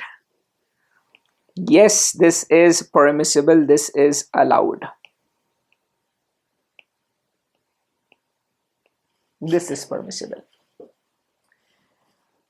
In every batch, in all the batches I have taught, जैसे ही मैं ये बताता हूं, पीछे से एक रोती बच्ची का आवाज आता है, सर लेकिन अगर ऐसा हो गया कि सर कि जहां वो नॉमिनी है, अगर सर उसके यहाँ पर मेंबर की डेथ हो गई और वो नॉमिनी वहां पे मेंबर बन गया तो क्या होगा? हर बैच में कोई ना कोई एक बच्ची पीछे से यही टोन में, मैं तो और मिमिक करना चाह रहा हूँ, I specifically remember few people who were raising questions like that. तो सर अगर अगर कोई एक व्यक्ति एक ओपीसी में मेंबर है और दूसरी ओपीसी में नॉमिनी है, तो सर अगर वो कंपनी में जहां वो नॉमिनी है वहां पे किसी की डेथ हो गई मेंबर की, तो ये नॉमिनी तो वहां पे मेंबर बन जाएगा सर, फिर तो क्या कहते हैं वो दो दो जगह मेंबर बन जाएगा सर, ये तो अलाउड नहीं है sir. Every batch is a lady who cries like this. तो मेरे भाइयों, पहली बात तो ये कि ये अलाउड है, दिस इज परमिसेबल। पहली बात तो ये कि भाई जो तुमने सुना सही सुना, तुम्हारे कान ठीक से काम कर रहे हैं, मैंने जो बताया वो 100% सही बात है, अनडिस्प्यूटेड बात है। सर लेकिन ऐसा कैसा? अरे ऐसा कैसा मतलब? तो सर फिर कैसा होगा? तो अपनी क्लास में है ऋतिक भाई। तो ऋतिक भाई देखो, आप होगे शौकिया आदमी, हो सकता है आपकी बचपन से लेके 2 गर्लफ्रेंड्स रही हो सकता है आप शादी भी 2 करना चाहते हो, लेकिन अगर हम 1% कंपनी की बात करें तो आपको दोनों में से किसी एक को चुनना पड़ेगा। तो अगर ऐसा हो गया by virtue of death of nominee, अगर जो व्यक्ति नॉमिनी था उसको दूसरी ओपीसी में मेंबर बनना पड़ गया, कोई बात नहीं, आपको मिलेगा वक्त, आपको समय मिलेगा और आपको 180 दिन के अंदर चुनना पड़ेगा कि आपको कौन सी कंपनी में नॉमिनी रहना है, कौन सी कंपनी में आपको मेंबर बने रहना है। तो just to tell you that this is one question that every class some or the other person will ask this question. So yes, this is the sort of question, so that there's a better way to frame it, but every batch and I have seen the ladies crying like this. So sir अगर ऐसा हो गया, और वो पूछते भी ऐसा है क्वेश्चन कि सर मतलब मान लो सर उसके पाप ऐसी ही यही भाषा आती क्लास में, सर अगर मान लो कि सर वो उसके पापा मेंबर थे और वो नॉमिनी था और दूसरी कंपनी में वो खुद एक मेंबर था, ये वाली कंपनी में उसके पापा की डेथ हो गई तो वो तो नॉमिनी से मेंबर बन जाएगा, फिर सर मेरी दो दो ओपीसी तो मेरे भाइयों, what if the member of OPC becomes member in another OPC by virtue of being a nominee in that OPC? कोई बात नहीं, चुनने का वक्त मिलेगा, 180 दिन मिलेंगे आपको। उन 180 दिनों में आप चुन लेना कि उन दोनों ओपीसी में से आप कौन से ओपीसी में मेंबर बने रहना चाहते हैं, और दूसरी ओपीसी से आपको विड्रॉ करना पड़ेगा। दोनों नहीं मिलेंगी, जीवन में एक ही मिलेगी आपको ओपीसी। ओके, सो ओपीसी में कोई एक ओपीसी को आपको चुनना पड़ेगा, दूसरी ओपीसी से आपको विड्रॉ करना पड़ जाएगा। होप यू अंडरस्टैंड, ठीक है। सो पहली बात तो ये अलाउड है क्या भाई? चिल्ला के तो बोल दिया अलाउड है। आंसर इज यस, सही सुना आपने। एक क्वेश्चन पूछूं, आंसर दोगे?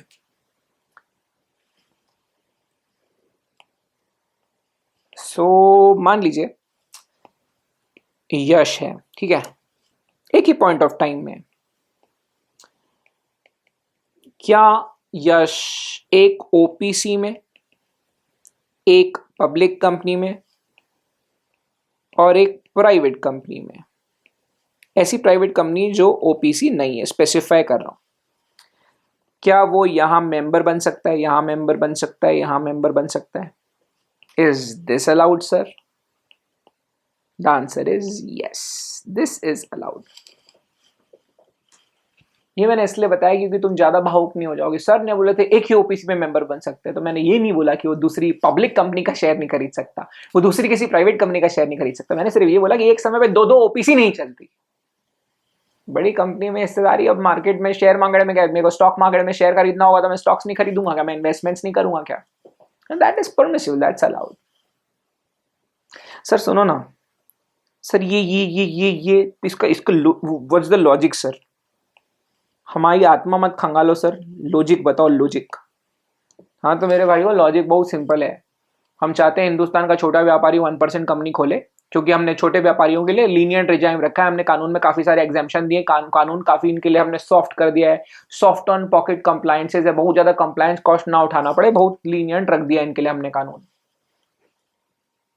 अब साले तुम अगर बड़े आदमी हो, तुम 150,000 धंधे कर रहे हो, 150 कंपनी खोल के तुम अलग अलग धंधा करना चाहते हो, साले एक कंपनी बड़ी खोलो ना, उसी में सब करो। ज्यादा पैसा इन्वॉल्व है, ज्यादा लोग इन्वॉल्व है, तो बड़ी कंपनी खोलो, उनका धंधा करो। हम नहीं चाहते कि लोग ये 1% कंपनी में, जो हमने सॉफ्ट और लिबरल, सॉफ्ट और लीनियंट रिजाइम जो लाया है कानून में, हमने बहुत एग्जाम्पशन दी, कानून में इनको हम बहुत फायदे दे रहे हैं। हम नहीं चाहते कि इस कानून का अब्यूज हो, इसीलिए एक व्यक्ति को एक ही ओपीसी खोलना अलाउड है। पर अगर as a result of natural as a result of natural growth अगर ओपीसी ग्रो करती है, तो फिर आप उसको कन्वर्ट करिए प्राइवेट कंपनी में, पब्लिक कंपनी में, बड़ा धंधा करिए। लेकिन एक वक्त पे दो ओपीसी अलाउड नहीं है, ठीक है। Hope this is very very very clear, ठीक है। आ जाओ, थोड़ी सी और फैक्ट चेक करते हैं, हल्का सा और आपको मैं कानून बताने की कोशिश करूंगा। आ जाओ सॉरी, या सो सम मोर रूल्स, सम मोर रेगुलेशंस। एक बार कुछ और नियम, कुछ और रेगुलेशंस हम लोग देखते हैं। सबसे इंपॉर्टेंट बात, the provisions which are related to the conversions. सबसे पहले हम लोग क्या देखेंगे? सबसे पहले हम लोग कन्वर्जन्स के बारे में बात करेंगे। आ जाओ, थोड़ी सी बात करते हैं। कुछ थ्रेशोल्ड्स हैं जो आपके साथ डिस्कस करने हैं, कोई कुछ बात है जो आपके साथ करनी जरूरी है, इसी वक्त करनी जरूरी है। Let's try and understand. So what about the convergence?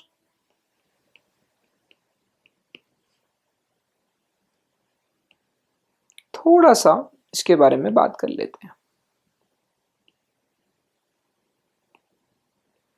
Let's talk about convergence a little bit.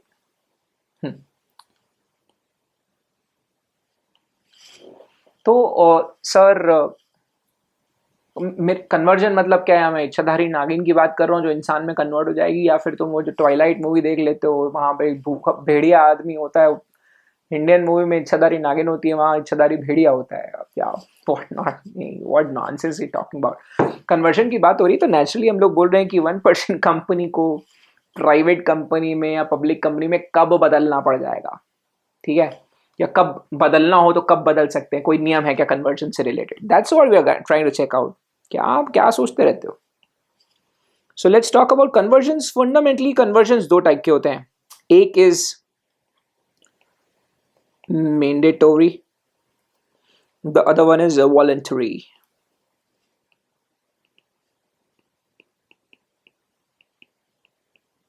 Conversions could be of two types: mandatory, voluntary.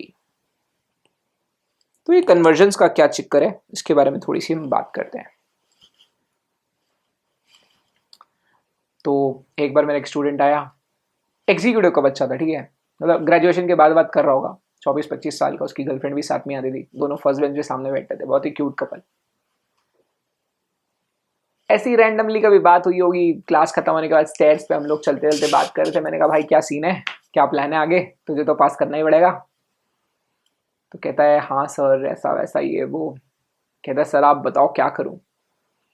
मैंने कहा सिंपल बात है, रिलेशनशिप को शादी में कन्वर्ट करने के लिए दो रास्ते हैं. या तो अपने जिंदगी का कैपिटल बढ़ाओ, टर्नओवर बढ़ाओ, या तो फिर करो इंतजार, लंबा इंतजार. प्लीज अंडरस्टैंड, अगर कोई 1% कंपनी है, अगर उस कंपनी का पेड अप कैपिटल एक थ्रेशोल्ड, एक लिमिट से ज्यादा बढ़ जाता है, या पेड अप तो हम खुद बढ़ाएंगे, बट दूसरा टर्नओवर. अगर कोई 1% कंपनी है जिस कंपनी का as a result of natural growth, अगर उस कंपनी की बहुत अच्छी टर्नओवर हुई, बिक्री बहुत अच्छी हो गई, तो एक पर्टिकुलर टर्नओवर के बाद compulsorily you will have to convert, compulsorily mandatorily आपको 1% कंपनी को एक प्राइवेट कंपनी में तब्दील करना पड़ेगा या पब्लिक कंपनी में तब्दील करना पड़ेगा. या तो अगर आपकी कंपनी ग्रो कर रही है, आपको कंपनी में और पैसा डालना है, आपकी पेड अप कैपिटल एक पर्टिकुलर अमाउंट क्रॉस कर जाती है, टच करने की बात नहीं कर रहा हूँ, टच नहीं करेगी, क्रॉस कर जाएगी. एक पर्टिकुलर थ्रेशोल्ड दिया हुआ, एक पर्टिकुलर अमाउंट दिया, एक पर्टिकुलर लिमिट दी है, वो क्रॉस होनी चाहिए, टच नहीं, क्रॉस होनी चाहिए. तो कुछ थ्रेशोल्ड्स हैं, अगर वो थ्रेशोल्ड्स क्रॉस हो गए तो आपको कंपल्सरीली 1% कंपनी को कन्वर्ट करना पड़ता है एक प्राइवेट कंपनी में. तो फिर आपका वो ओपीसी का स्टेटस गया. ठीक है. Now what is the limit, let's just check it out. So the mandatory conversion limit is, अगर आपका पेड अप 50 लाख ले जाते हो या turnover, see I'm specifically writing crosses, what is the limit, 50 lakh. If it crosses, guys please just pay attention to the words that we use.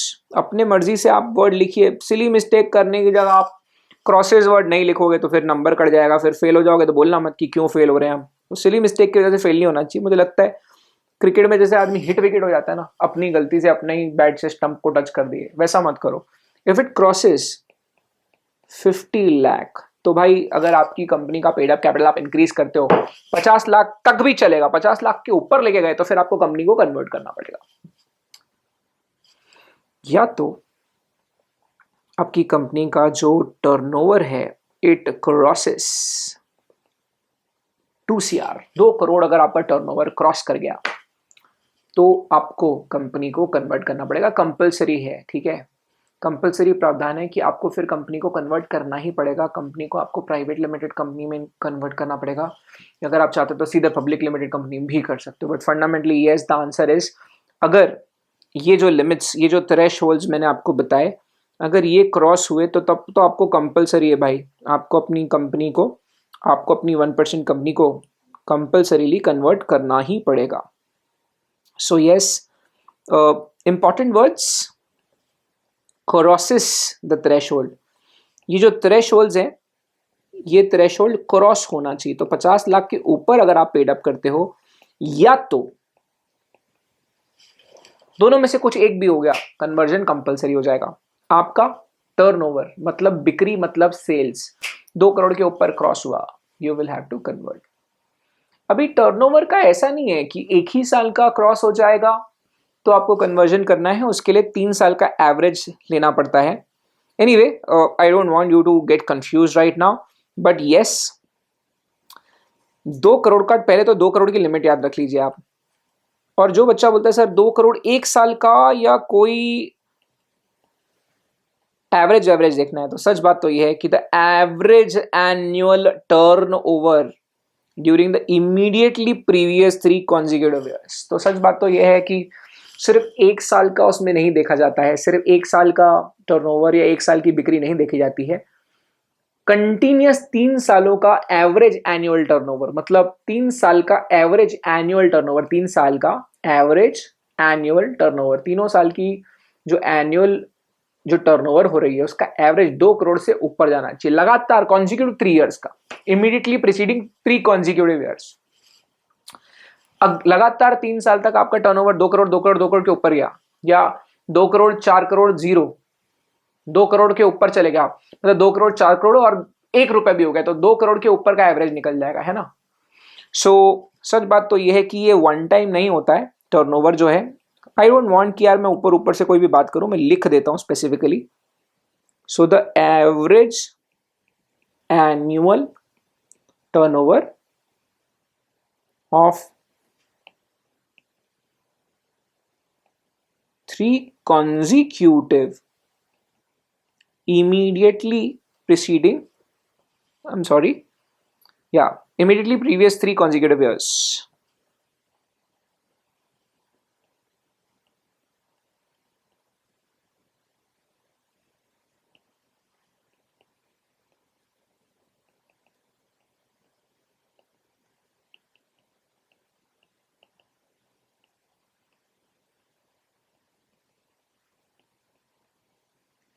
इसका भी मेरे भाई एवरेज एनुअल टर्नओवर, हर साल में 2 करोड़ से ज्यादा, 2 करोड़ से ज्यादा, 2 करोड़ से ज्यादा जाए जरूरी नहीं है, तीनों साल का एवरेज 2 करोड़ के ऊपर चला जाता है, then you will have to convert. Okay, exactly कितने टाइम में करना है, एग्जैक्टली कौन सी ये इंफॉर्मेशन आरओसी आरओसी को देनी पड़ेगी, एग्जैक्टली क्या करना पड़ेगा, I am coming to that, I will be writing down everything that you need, but at this moment I would like you to focus on this only, nothing more, nothing less, yeah।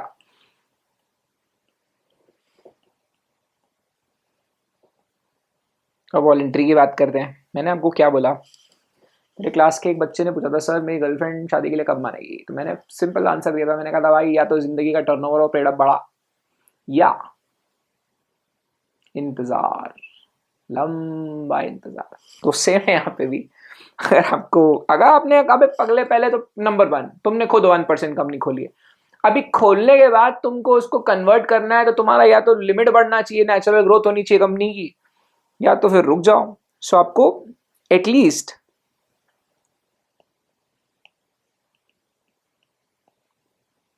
इसके लिए क्या condition है, at least 2 years must elapse after registration। 1% company incorporate हो चुकी है, incorporate होने के बाद कम से कम 2 साल के बाद आप कन्वर्जन कर सकते हो। तो आपके पास, आई होप कन्वर्जन से रिलेटेड दोनों पॉइंट्स बहुत ही ज़्यादा क्रिस्टल क्लियर हैं, ठीक है, बहुत ही क्लियर हैं ये दोनों पॉइंट्स। तो अगर आप खुद से कंपनी बदलना खुद से कंपनी को कन्वर्ट करना चाहते हैं इनटू प्राइवेट कंपनी और पब्लिक कंपनी, इंतजार करिए, 2 साल मिनिमम आपको रुकना पड़ेगा। अगर आपकी कंपनी का कैपिटल, पेड अप कैपिटल या दोनों में से एक, टर्नओवर या कैपिटल, ये थ्रेशोल्ड क्रॉस कर जाता है, टच नहीं, क्रॉस कर गया, you will have to compulsorily convert the OPC into a private company or a public company। Reason being, the government has provided for the softer, regime। बहुत कम compliances करने होते हैं OPCs को, तो अगर आपकी कंपनी बढ़ रही है, ग्रो कर रही है, ज़्यादा स्टेक्स इन्वॉल्व हैं, नॉर्मल कंपनीज एक्ट 2013 के सभी प्रावधान आप फॉलो करना शुरू कर दीजिए, क्योंकि ज़्यादा लोगों का पैसा अब लग गया है, ज़्यादा लोगों को इम्पैक्ट पड़ेगा अगर कुछ गड़बड़ हुई तो, इसीलिए थोड़े से ज़्यादा नियम आपको लागू होना शुरू हो जाते हैं, और हो भी जाना चाहिए। So this is about convergence. चलो, let me talk about few more rules which I feel कि they are absolutely important at this moment to tell you. बहुत ही ज़्यादा इंपॉर्टेंट है, बहुत ही ज़्यादा रिलेवेंट है, इसलिए आपको बिग एफ भी बताता हूँ। ये भी क्वेश्चन में बहुत बवाल मचती है क्लास में। Sir, can a minor become a member of one person company? Sir, can a minor become a member of OPC? This is one question which get asked in every class. Her class में ये question फिर जरूर पूछते हैं बच्चे. I am answering in all the languages that you possibly know. So the answer is no. This cannot happen. No. In Marathi, nahi. I know these three languages. So, illai. No means no. Not at all. Never. अबे साले गाना गा के बताऊं क्या? हो नहीं सकता.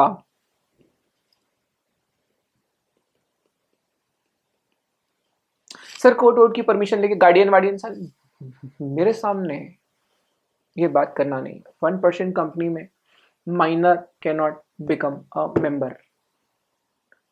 ऑर्डिनरी कंपनीज में माइनर का प्रिंसिपल, गार्डियन वार्डियन, दुनियादारी, लचान होता होगा, लेकिन ओपीसी में नहीं हो सकता. जैसे ही मैंने ये क्वेश्चन पूछा, भग से एक क्वेश्चन तुम्हारे दिमाग में आया होगा. तुम बोल रहे हो कि मैं बोलूं? अबे आई गया होगा. अबे बहुत बैचे पढ़ाई है, मेरे को एग्जैक्टली मालूम है तुम्हारा दिमाग कैसे चलता है. 10 साल हो गया और कोई, मैं एक्चुअली में और कोई काम करता नहीं हूँ ना, तो एग्जीक्यूटिव में पढ़ाने के अलावा मैं सही में, मुझे 8-9 साल हो गया है, पता नहीं, अब मैं तो गिनना भी बंद कर दिया हूँ. वो क्या, हमारे वो जो बुक वुक प्रिंट करते हैं, डिज़ाइन करते हैं, वो बोलते हैं सर वो पीछे क्या चेंज करना है, तो हमारे यहाँ की टीम बताती है भैया वो हर साल ईयर एक एक्सपीरियंस दिखाना पड़ता है, क्योंकि बच्चा मांगता है एक्सपीरियंस. जरूरी नहीं है एक्सपीरियंस मतलब 9 साल का एक्सपीरियंस, मतलब ऐसे थोड़ी गिनना चाहिए एक्सपीरियंस. मैं देखता हूँ नॉर्मल कोई आदमी होता है दिन में 4 घंटा पढ़ाता है, या दिन में कोई कोई लोग तो बहुत ही शाही 2 घंटा ही पढ़ाते हैं दिन में. मैं बोलता हूँ भैया मैं एक दिन में 10 घंटा पढ़ाता हूँ, 8 घंटा रिसर्च करता हूँ. मुझे मेरा स्टेज प्रेजेंस एक दिन में 10 घंटा 8 घंटे का था एक जमाने में, अभी भी है ही. तो नेचुरली तुम्हारे दिमाग में यही क्वेश्चन आएगा कि sir can the minor become nominee of OPC?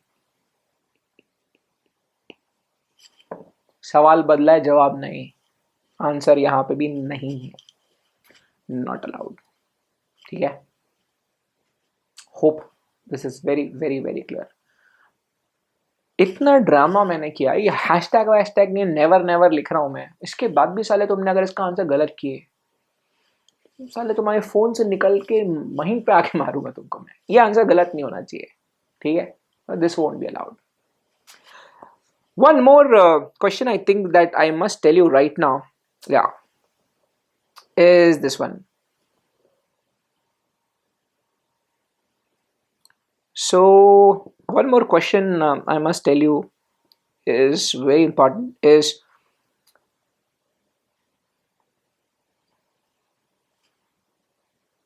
yeah. So ये सारे स्पेशल पॉइंट्स हैं जो आपको नोट करने हैं बेसिकली. तो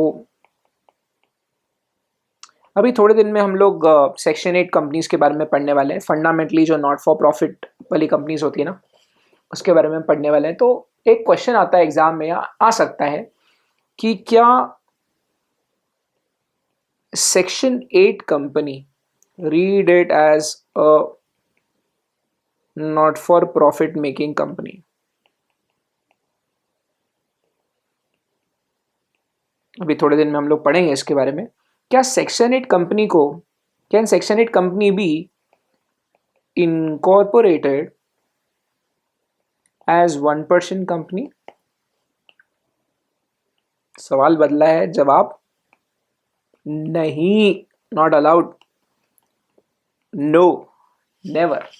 पता नहीं कौन सी पिक्चर का गाना है. So not allowed man. No. whatever language you understand, how do I write illai? Because Chennai Express I have seen, and Illai means no. So not allowed by पूछो क्यों. चक्कर ये है कि सेक्शन 8 कंपनीज जो है ना, नॉट फॉर प्रॉफिट कंपनीज जो है, इनको बहुत ज़्यादा स्ट्रिक्ट रिजाइम लगता है, बहुत ज़्यादा सख्ती है कानून में सेक्शन 8 कंपनीज के लिए.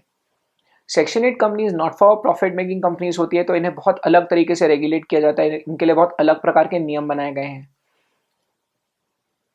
ऐसा भी देश में मान्यता है कि अक्सर देश का काला पैसा ट्रस्ट, सोसाइटी और सेक्शन 8 कंपनी के थ्रू गोल गोल घूम रहा होता है, इसीलिए अलाउ नहीं किया है. हम नहीं चाहते कि कुछ गड़बड़ हो किसी भी प्रकार की. So again the answer is no. थोड़ा अनरिलेटेड है, बट तुम्हारे लिए क्या अनरिलेटेड, अब तो तुम सब समझते हो भाई. नॉन बैंकिंग फाइनेंशियल कंपनी क्या ओपीसी हो सकती है? क्या मजाक कर रहे हो सर, ये भी कोई बात हुई? फिर से बोलता हूँ, सवाल बदला है, जवाब सेम है यारो. So the answer is again no. ये भी अलाउड नहीं है. मैं ऐसे क्वेश्चन आंसर पैटर्न में क्यों लिखा रहा हूँ? मैं ऐसे पॉइंट नहीं लिखवा सकता था क्या? मैं लिखवा सकता था. क्वेश्चन आंसर में तुम याद रख लोगे, मेरे को जितना समझता है, मैं हम भी थोड़ा बहुत समझते हैं आपको जी. किसी को समझने के लिए उससे मिलना जरूरी होता है क्या? यही बातें कर देता हूँ मैं भी. तो नॉट अलाउड, ये भी अलाउड नहीं है. Anyway let's move forward. Sir सुनो ना, हम ना बहुत सारा सब्सिडरी खोल देंगे. साले खींच के पेंसिल फेंक के मार नहीं सकता. नॉर्मल वाली पेंसिल नहीं है यार, इसका कॉस्ट 10,000 की पेंसिल है यार, फेंक के कैसे मारूं? What I am saying is कि मेरे भाइयों, पहली बात तो ये कि एक कंपनी दूसरी कंपनी की सब्सिडरी हो सकती है, तो फंडामेंटली यहाँ पे इंडिविजुअल मेंबर बन सकता है, तो सवाल क्रिएट ही नहीं होता. सब्सिडरी का किस्सा खत्म है यहीं पे, है ना. So this is the basic stuff. Let me just see whether I have missed on any point और नॉट. या I think we have covered all the basics. थोड़े थोड़े बेसिक्स हमारे पूरे क्लियर हो चुके हैं. चलो नाउ द नेक्स्ट सीरीज में एक काम करता हूँ, मैं आपको ना थोड़ा हिस्ट्री बताता हूँ. मैं आपको पूरे फॉर्म्स बताता हूँ जो ओपीसी से रिलेटेड है, और मैं गारंटी ले रहा हूँ, आप सिर्फ वीडियो देखोगे, आपको फॉर्म का नाम भाई याद कराएगा तुम्हारा. 100% तुम्हारे फॉर्म्स, अभी जितने फॉर्म का जिक्र मैंने यहाँ किया उतने फॉर्म तुमको याद हो जाएंगे. ठीक है, और तुम्हें मेहनत नहीं करनी पड़ेगी. चैलेंज दे रहा हूँ मैं आपको. आप उल्टा कोशिश कर लेना नाम भूलने की, नाम भूल नहीं पाओगे आप. फॉर्म्स कौन से हैं, मतलब जो भी फॉर्म्स का नाम मैं बताऊंगा 6-7 बताऊंगा, आप भूल नहीं पाओगे, गारंटी मेरी. ठीक है, चले आ जाओ. Let's begin with the forms. So let's get started with the forms. All right, guys. So let's see the forms that exist. So कौन से forms हैं, कौन से forms हैं, उनका क्या क्या use है, वो देख लेते हैं. तो सबसे पहले तो INC1, INC2, INC3,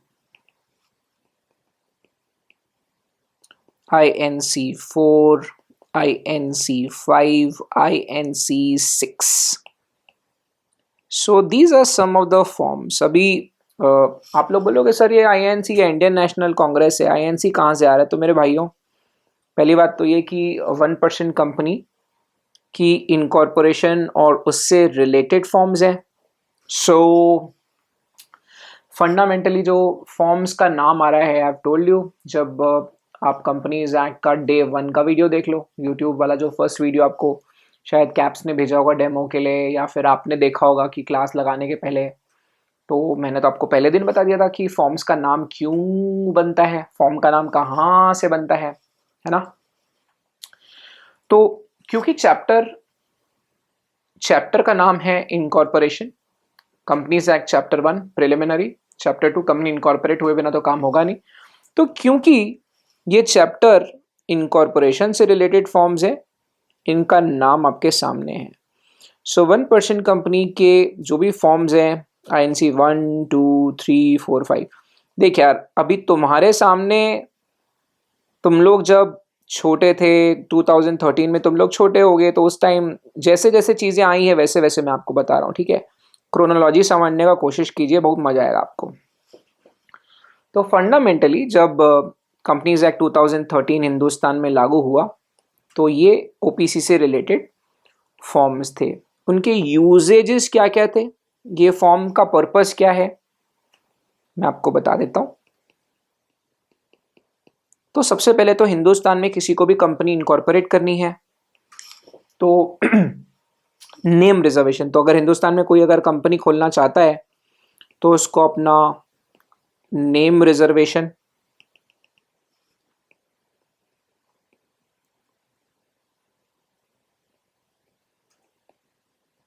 so are और वी सेम दिख रहा है लेकिन दोनों अलग हैं।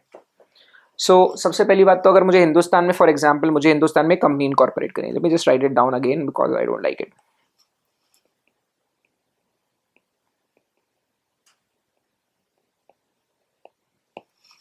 तो अगर मुझे हिंदुस्तान में नेम रिजर्वेशन करना है, मतलब अगर मैं हिंदुस्तान में कंपनी इनकॉर्पोरेट करना चाहता हूँ, तो मैं मेरी कंपनी का नाम रिलायंस इंडस्ट्री लिमिटेड तो नहीं रख सकता ना।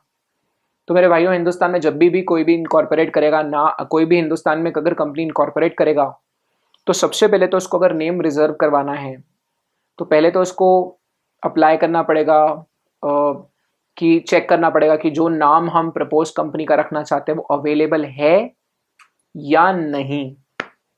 सो that is what INC1 used to be for. तो INC1 फंडामेंटली, बच्चे बोलते हैं सर सीरीज कहाँ है, नो लॉजिक इधर है, लॉजिक है भाई। जब कंपनीज एक्ट 2013 नया आया था, INC1 2 3 4 5 6 एकदम बढ़िया सेक्सी सीक्वेंस में थे। अभी मैं पहले वो सीक्वेंस बता रहा हूँ और फिर जो बदलाव हुए वो भी बता रहा हूँ, सुनो ध्यान से। INC2 was for the incorporation of 1% companies. अगर हिंदुस्तान में किसी को 1% कंपनी इनकॉर्पोरेट करनी थी तो फंडामेंटली उसके लिए INC2 फॉर्म था, जो सिर्फ और सिर्फ 1% कंपनी की इनकॉर्पोरेशन के लिए फॉर्म बनाया गया था। सो फंडामेंटली सच तो ये है कि INC1 एग्जिस्ट करता था पहले, ठीक है। INC2 OPC को इनकॉर्पोरेट करने के लिए बनाया गया था।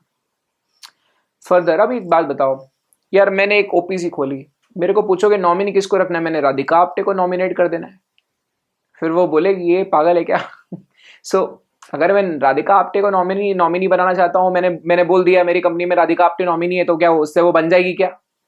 तो मेरे भाइयों, INC3 एक फॉर्मेट है, बेसिकली फॉर्म नहीं है, फॉर्मेट है which is for the consent of nominee. तो मेरे भाइयों, जिस व्यक्ति को हम नॉमिनी अपॉइंट करना चाहते हैं उसकी कंसेंट लेनी पड़ती है, फिर उसे नॉमिनी अपॉइंट किया जा सकता है। अब जिंदगी में कुछ बड़ा करना है, कुछ बदलाव करना है, तो सिंगल डबल तो लेते रहेंगे लेकिन चौके छक्के के बिना काम होगा नहीं। तो मेरे भाइयों, अभी तुमको पता है कि नहीं पता नहीं, लेकिन प्रीवियस बैच के बच्चों को पता होगा यार, Radhika and me were going out, and Radhika Apte और मैं, हमारा काफ़ी है हमारे बीच कुछ, I can take a bullet for her. But यार मैं उसको बोलता हूँ यार कि तो थोड़े वैसे से रोल मत कर यार, वैसे से सीन मत कर यार, मतलब मेरा यार क्लास में मन नहीं लगता यार। मानी नहीं। तो अगर मुझे राधिका आप्टे को मैंने नॉमिनी अपॉइंट कर लिया था, अगर मुझे उसे बदलना रहा तो मेरे भाइयों, अगर आपको नॉमिनी बदलना है तो for changing the nominee this is the form. To change nominee,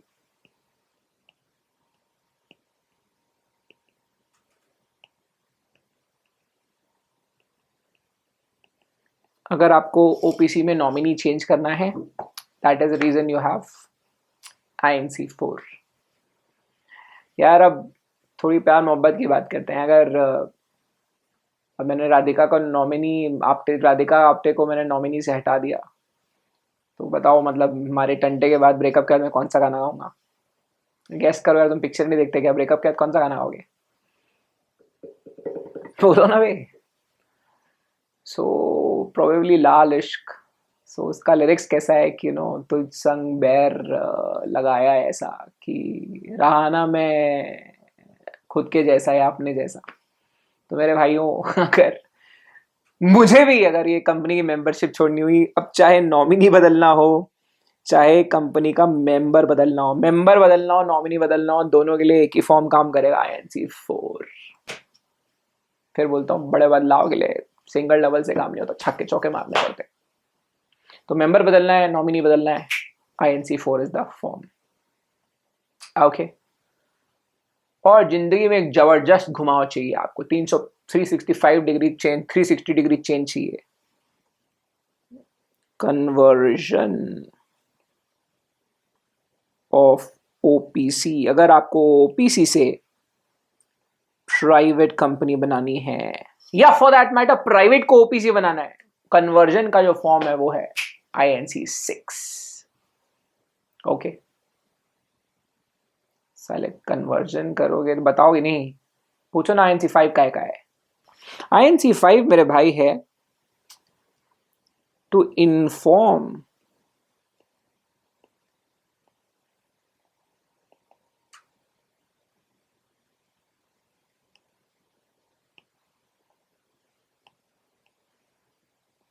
to inform ROC about crossing thresholds. आपको याद होगा जो लिमिट्स का हमने जिक्र किया, पेड अप कैपिटल 50 करोड़ के ऊपर चला जाए या टर्नओवर 2 करोड़ के ऊपर चला जाए, तो ये जो थ्रेशोल्ड्स हैं, अगर 50 करोड़ के ऊपर चले जाती है थ्रेशोल्ड तो आपको ROC को इन्फॉर्म करना पड़ता है, या टर्नओवर अगर 2 करोड़ के ऊपर चले जाता है तो आपको ROC को इन्फॉर्म करना पड़ता है। तो जो इन्फॉर्म करने के लिए फॉर्म है वो है form INC5। So the form INC1 2 3 4 5, वो इतना सीक्वेंस में बढ़िया तरीके से फॉर्म बनाए गए थे। जब कंपनीज एक्ट 2013 नया था तो सब फॉर्म का सीक्वेंस था, इजीली बच्चे याद कर लेते थे यार। जब हम तो ट्रांजिट में ही थे, हम लोग तो I had just 2012 I just started teaching, उस टाइम मैं प्रैक्टिस करता था। तो अब जब कंपनीज एक्ट 2013 आया, हमको हमने चैप्टर से ICSI की सबको पूरी बेयर एक्ट्स आई थी 1956 और 2013 की कंपेरिजन, तो मेरे को बड़ा इजी लगता था। 1 2 3 4 5 6 सब सीक्वेंस में धड़ धड़ लिखा हुआ था, अपने को याद हो गया, अपने बच्चों को पढ़ाया भी तो बच्चों को भी याद हो गया, तो तुमको भी याद हो गया। लेकिन जो बच्चे बिल्कुल अभी अभी पैदा होके आ गए, जो मतलब तुम्हारे जैसे बच्चे जो भी बेचारे 2020 में सीसेट वीसेट पढ़े होंगे या 2019 में सीसेट वीसेट पढ़े होंगे, मेरे से नहीं पढ़े होंगे, तो उनके दिमाग में चलता होगा सर ये तो आप हम तो सुने ही नहीं है, INC1 2 इसके बारे में तो हम जानते ही नहीं है। सर हमको तो बताया गया है कि INC1 जो है मतलब नेम रिजर्वेशन के लिए एक ही फॉर्म यूज होता है या एक सर्विस यूज होती है, उसका नाम है रन सर्विस। मैं भी तुमको बताया हूं इसके बारे में। तो सही बात है मेरे भाई, INC1 पहले चलता था, अब जो चलता है वो है रन सर्विस। अब आपको नेम रिजर्वेशन के लिए कौन सा फॉर्म यूज करना पड़ता है? Now you have to use run service. आज की डेट में चाहे कोई कंपनी प्राइवेट हो चाहे कोई company public, you will have to use run service. अगर आपको कोई नई कंपनी इंकॉर्पोरेट करनी है, OPC इंकॉर्पोरेट करनी है, कुछ भी कंपनी कोई भी नई इंकॉर्पोरेट करनी है, तो उसके लिए जो नेम रिजर्व करवाना पड़ता है उसके लिए रन सर्विस का इस्तेमाल किया जाता है। ऑप्शन होता है, या तो आप कोई भी कंपनी इंकॉर्पोरेट करना चाहते हैं, आप यूज कर सकते हैं फॉर्म स्पाइस प्लस। ठीक है, तो यस, इनकॉर्पोरेशन ऑफ कंपनीज वाले टॉपिक पे जब हम जाएंगे तो certainly we will be checking this out in minute detail. तो मेरे भाई सही बात है, तुम सही सुने हो। बहुत देर से ना बहुत लोगों के मन में शंका आ गया होगा, सर अभी अभी रिकॉर्ड कर रहे हैं तो पुराना क्यों बता रहे? मेरे भाई मैं तो तुमको इसलिए बता रहा हूँ ताकि तुम फॉर्म याद कर सको। मैं तुम्हें इसलिए ये बताना चाहता था ताकि तुम याद कर सको जीवन में कि कंपनीज एक्ट का स्ट्रक्चर था, वो बदलाव आए, अमेंडमेंट आए, कंपनीज एक्ट चेंज हुआ, नियम बदले गए, इसीलिए फिर वो फॉर्म्स को फेज आउट कर दिया गया। तो सच बात तो यह है कि आज की डेट में this form does not exist. अभी INC1 नहीं चलता है, INC2 भी अब नहीं चलता है। इसके लिए न्यू फॉर्म्स ला लिए गए हैं। जो नए फॉर्म्स अभी लागू हैं वो है run service. So this is the form which is use for the name reservation, this is the form use for name reservation. तो ये दो नए फॉर्म्स हैं जो लाए गए हैं। ये दो एक्टिविटी के लिए न्यू फॉर्म्स, न्यू तरीका है, न्यू वेज निकाले गए हैं। तो this is just for your information, I believe that the kids must know this, ये आपको पता होना चाहिए। मैं ये सिर्फ इसलिए बता रहा था INC 1 और 2, ताकि आप ये ना सोचो कि INC 3 4 5 6 बताया, 1 और 2 क्या था। तो ये पहले हुआ करते थे, भूतकाल है, वर्तमान और भविष्य। RUN service SPICe 2014-15 Arun Jaitley ji finance minister बने, बड़ी बातें हुई मोदी जी और जेटली जी की कि यार इंडिया को ईज ऑफ डूइंग बिजनेस में आगे लेके जाना है। तो उन्होंने नए इनकॉर्पोरेशन के फॉर्म्स निकाले और 24 घंटे में इनकॉर्पोरेट कर देंगे कंपनी। तो वहां से स्पाइस फॉर्म आया, फिर उसमें बदलाव है तो वो स्पाइस प्लस बन गया। तो स्पाइस मतलब मसाला नहीं होता है, it is simplified proforma for incorporating companies, E मतलब इलेक्ट्रॉनिकली, उसका ही एक्रोनिम है। Anyways, so I hope you now understand कि अगर आपको ओपीसी इनकॉर्पोरेट करने के लिए उसका नाम रिजर्व करवाना है, रन सर्विस इस्तेमाल करना चाहो कर लो। कंपनी इनकॉर्पोरेट करनी है, ओपीसी इनकॉर्पोरेट करनी है, स्पाइस प्लस न्यू फॉर्म है, पहले वाला INC 2 हुआ करता था, गया। अगर आपको नॉमिनी अपॉइंट करना है तो उसकी कंसेंट कौन से फॉर्म में लेनी पड़ेगी मेरे बाय, INC 3। मेंबर बदलना है, अगर आपको किसी पर्टिकुलर ओपीसी में मेंबर चेंज करना है, मेंबर विड्रॉ करके दूसरे मेंबर बनाना चाहते हो, या फिर नॉमिनी बदलना है, INC 4। थ्रेशोल्ड्स क्रॉस हो गया, INC 5। कंपनी को कन्वर्ट करना चाहते हो, वैसे तो कन्वर्जन्स के लिए अलग से चैप्टर है। आपको पार्ट ए में पूरा एक चैप्टर है कन्वर्जन ऑफ कंपनीज को लेकर, तोड़ेंगे उसको भी, वहां पर फिर से आएगा दोबारा लौट के। ये करण अर्जुन आए ना, ये INC 6 जरूर आएगा वापस कन्वर्जन के चैप्टर में। So please understand, INC 6 is for conversion of OPCs into private companies, public companies. In fact अगर आप प्राइवेट कंपनी को OPC में भी तब्दील में करना चाहोगे, अगर कोई प्राइवेट कंपनी उसको OPC में कन्वर्ट करना है, तब भी फॉर्म INC 6 ही लगता है। अजी क्या बात कर रहे हो, बहुत इजीली नाम याद हो जाता है। सो बहुत इजी है फॉर्म्स को याद करना, कोई बड़ी बात नहीं है। इफ़ यू वांट थोड़ी और डिटेलिंग हम लोग करें तो मैं आपको कुछ कुछ चीज़ें रीड करवा देता हूँ। जैसे कि फॉर्म INC 5 जो है, INC 5 जो है वो कब फाइल करना पड़ता है। तो यार जब कंपनी का पेड अप कैपिटल 50 लाख के ऊपर चला जाता है ना, तो जिस दिन क्रॉस हुआ, जिस दिन आपने पेड अप कैपिटल बढ़ाया 60 लाख 50 लाख के ऊपर किया, तो जैसे ही वो क्रॉस होगा उसके within 60 days you will have to inform ROC that okay in our company we have increased our paid up capital and it has crossed 50 lakh. तो उसके 60 डेज के अंदर आपको ROC के साथ फॉर्म भरना पड़ेगा INC 5। फर्दर सर कन्वर्जन्स के लिए कोई टाइम लिमिट है क्या? है, कंपल्सरीली मतलब मैंडेटरी कन्वर्जन करना पड़ गया तो जिस भी दिन आपकी वो थ्रेशोल्ड्स क्रॉस हुई हैं आपको कन्वर्जन करनी पड़ती है। तो कन्वर्जन फिर आपको 6 महीने का समय मिलता है INC 6 के लिए। और अगर खुद से आपने फैसला लिया है कि हम कंपनी को वॉलंटरली कन्वर्ट कर रहे हैं, तो within 30 days you will have to file the form INC 6 because you have decided it. आप कर सकते हो 30 दिन में आराम से। सो जो बच्चे ऐसे हैं जिनको चाहिए कि सर सुनो ना टाइम लिमिट भी लिखा के दो, नॉट अ बिग डील यार, तुम्हारी औकात से बहुत नीचे के टॉपिक्स हैं, ऐसा नहीं है कि इसको याद नहीं किया जा सकता। I think it's quite easy, so no need to fear guys, डरने का बिल्कुल जरूरत नहीं है। ये तुम इंसिस्ट कर रहे हो इसलिए मैं लिखवा रहा हूँ, नहीं तो मुझे टाइम वाइम लिखाने का कोई शौक वक्त था नहीं खास। बट ठीक है यार, मतलब सही बताऊँ बहुत बड़ी बात नहीं है, आप हर चीज़ में हाई मत हो जाएगी। सोडा पी के हाई हो रहे हैं बच्चे, तो क्या है जल्दबाजी का जमाना है। मैं फिर बोलता हूँ जितना पढ़ रहे हो आराम से खींच के पढ़ो, टाइट रखो कॉन्सेप्ट। स्पेशली जिस कोर्स में आप हो वहाँ खुदा न खास्ता दूसरे अटेम्प्ट की ज़रूरत पड़ी तो कहीं ऐसा ना हो कि हर चीज़ ऊपर ऊपर से पड़ी हुई है, दूसरे अटेम्प्ट में पूरा फिर से पढ़ना पड़े। जो पढ़ रहे हो पूरा टाइट रहना चाहिए। ठीक है कोई कॉन्सेप्ट वीक रह जाएंगे, अगर उसमें फेल होते तो एटलीस्ट वी विल नो कि what is the weakness, what are the weak links. अब हर चीज़ को ऊपर ऊपर से पढ़ोगे ना भाई, ऐसे लोग दूसरे अटेम्प्ट बहुत हैवी, दूसरा अटेम्प्ट ऐसे लोगों के लिए बड़ा हैवी होता है क्योंकि उन्हें सालों ने कुछ अच्छे से पढ़े नहीं होते।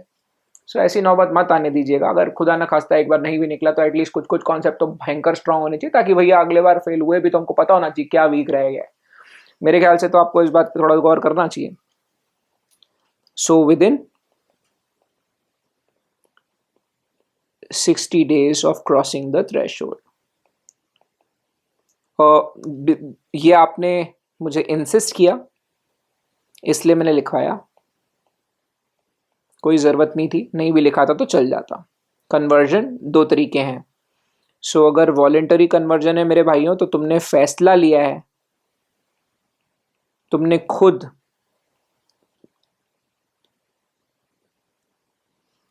डिसाइड किया है, तो यू विल हैव, आपको प्लान पता होगा ना कि हम करने वाले हैं कन्वर्जन, तो इसीलिए यहां पर विद इन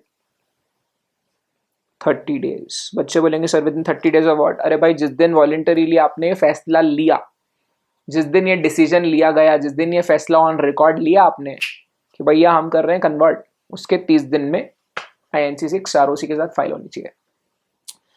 मैंडेटरी में क्या होगा, आपकी limits as a result of natural growth, आपकी कंपनी ग्रो कर गई है, इसीलिए यहाँ आपको मिलेगा मौका, 6 महीने का समय मिलेगा। I am not sure 6 months है या 180 डेज है, let me just check, let's just या 6 मंथ्स। सो 6 महीना आपके पास रहेगा if at all you wanted. अगर आप चाहते थे कि आप टाइमलाइन भी लिखें, आपके सामने सब कुछ। क्या बात कर रहे हो, फॉर्म्स याद नहीं हुए तुम्हें?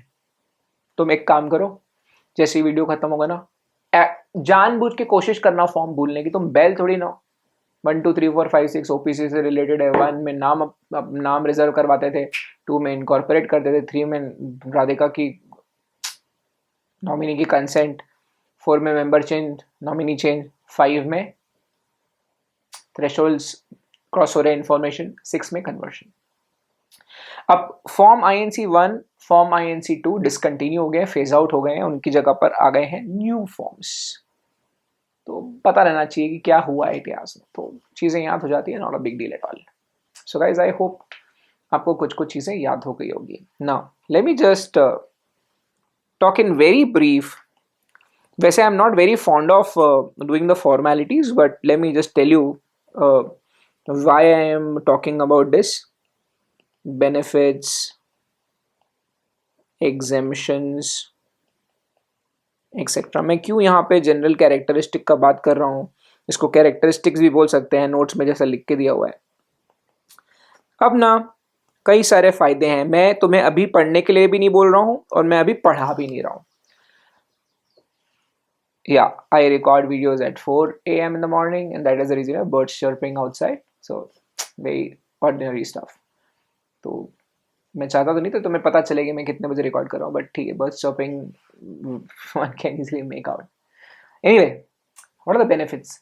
यार मुझे बहुत ज्ञान नहीं फैलना तुम्हें, बट अभी तक हमने जनरल मीटिंग पढ़ा है ना। अभी जब हम 122 पे आएंगे, 121 22 पे आएंगे, तो पता है क्या होगा? मैं तुम्हें बोलूँगा कि एक बात बताओ, 1% कंपनी जनरल मीटिंग कैसे लेगा? मैं क्या मिरर लेके जाऊंगा, आईना लेके जाऊंगा? मैं और मेरी तनाई अक्सर ये बातें करते हैं कि रेजोल्यूशन पास होता तो कैसा होता, नहीं होता तो कैसे होता। पागल हो गए हो क्या? सो नेचुरली 1% कंपनीज में जनरल मीटिंग नहीं लेनी होती है, उनके ऊपर ये चैप्टर लागू नहीं होता है। यू नो, बोर्ड मीटिंग भी तब लेनी पड़ेगी जब एक से ज़्यादा डायरेक्टर होंगे, है ना। ऐसे कई प्रकार के एडवांटेजेस हैं। डायरेक्टर ज़्यादा भी हैं तो भी 2 ही बोर्ड मीटिंग लेनी है। लेकिन मैं क्या बोल रहा हूँ, डोंट स्टडी दिस। ये ऑटोमेटिकली जब आपका कंपनी लॉ हो जाएगा, once you complete companies act, once you complete company law आपने पढ़ लिया ना, ये खुद हो जाता है यार। ये आपको इसकी अंडरस्टैंडिंग, इसके कॉन्सेप्ट खुद समझ में आ जाएंगे। मैं फॉर्मेलिटी के लिए लिखा सकता हूँ अभी कि AGM EGM प्रावधान लागू नहीं होते। वैसे हमने पढ़ा है 96 में कंपनीज एक्ट में, मैं बोला every company other than 1% company shall hold AGM every year, है ना। फॉर्मेलिटी के लिए मैं लिखा सकता हूँ, नोट्स में भी दिया हुआ है। लेकिन सही बताऊँ क्या, बोर्ड मीटिंग वाला चैप्टर पढ़ लोगे, सेक्शन 173 सबसेक्शन 5 लिखा हुआ है कि अगर 1% कंपनी साल में 4 नहीं 2 ही मीटिंग ले तो भी काम हो जाएगा। उसमें भी 1% कंपनी में डायरेक्टर एक से ज़्यादा होगा तो ही बोर्ड मीटिंग लेनी पड़ती है। तो wait for that chapter, clear हो जाएगा। ऑडिटर वाले चैप्टर में जाएंगे, सभी कंपनियों को रोटेशन ऑफ ऑडिटर, OPC को नो रोटेशन ऑफ ऑडिटर। उसके लिए ऑडिटर वाला पोर्शन पता होना चाहिए, है ना। तो इससे कई सारे बेनिफिट्स हैं, कई सारे बेनिफिट्स हैं जो ओपीसी को बहुत बार मिलेंगे, बट इसको रटने से बेटर मैं आपको एडवाइस करूंगा कि जब कंपनीज एक्ट पढ़ेंगे तो अच्छे से पढ़ना, खुद आपको याद हो जाएगा। So guys I think this is what I wanted to talk about. तो मैं ओपीसीज के बारे में इतना आपको बताना चाहता था, और मैं चाहता था कि हम काफ़ी डिटेल में बात करें। स्पेसिफिकली मैं ये ज़रूर चाहता था कि आपको ये पैराग्राफ से मैं वाकिफ़ कराऊँ। So I think things are very very very clear to you. कोई डाउट होगा तो भाई बैठा तुम्हारा, और send a message, ask your doubts whenever and whatever problems you face. Just ping me 9970040001, WhatsApp कर लेना। फ्री नहीं होऊंगा तो मैं रिवर्ट कर लूँगा, बाद में बात कर लेंगे, लेकिन आप मुझे बताते जाइएगा कि क्या क्या दिक्कत जा रही है, so that we can work on that.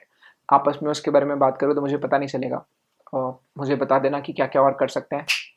we'll fucking do that. Thank you guys. Very very very very soon one more video on small companies. Thank you. Bye bye.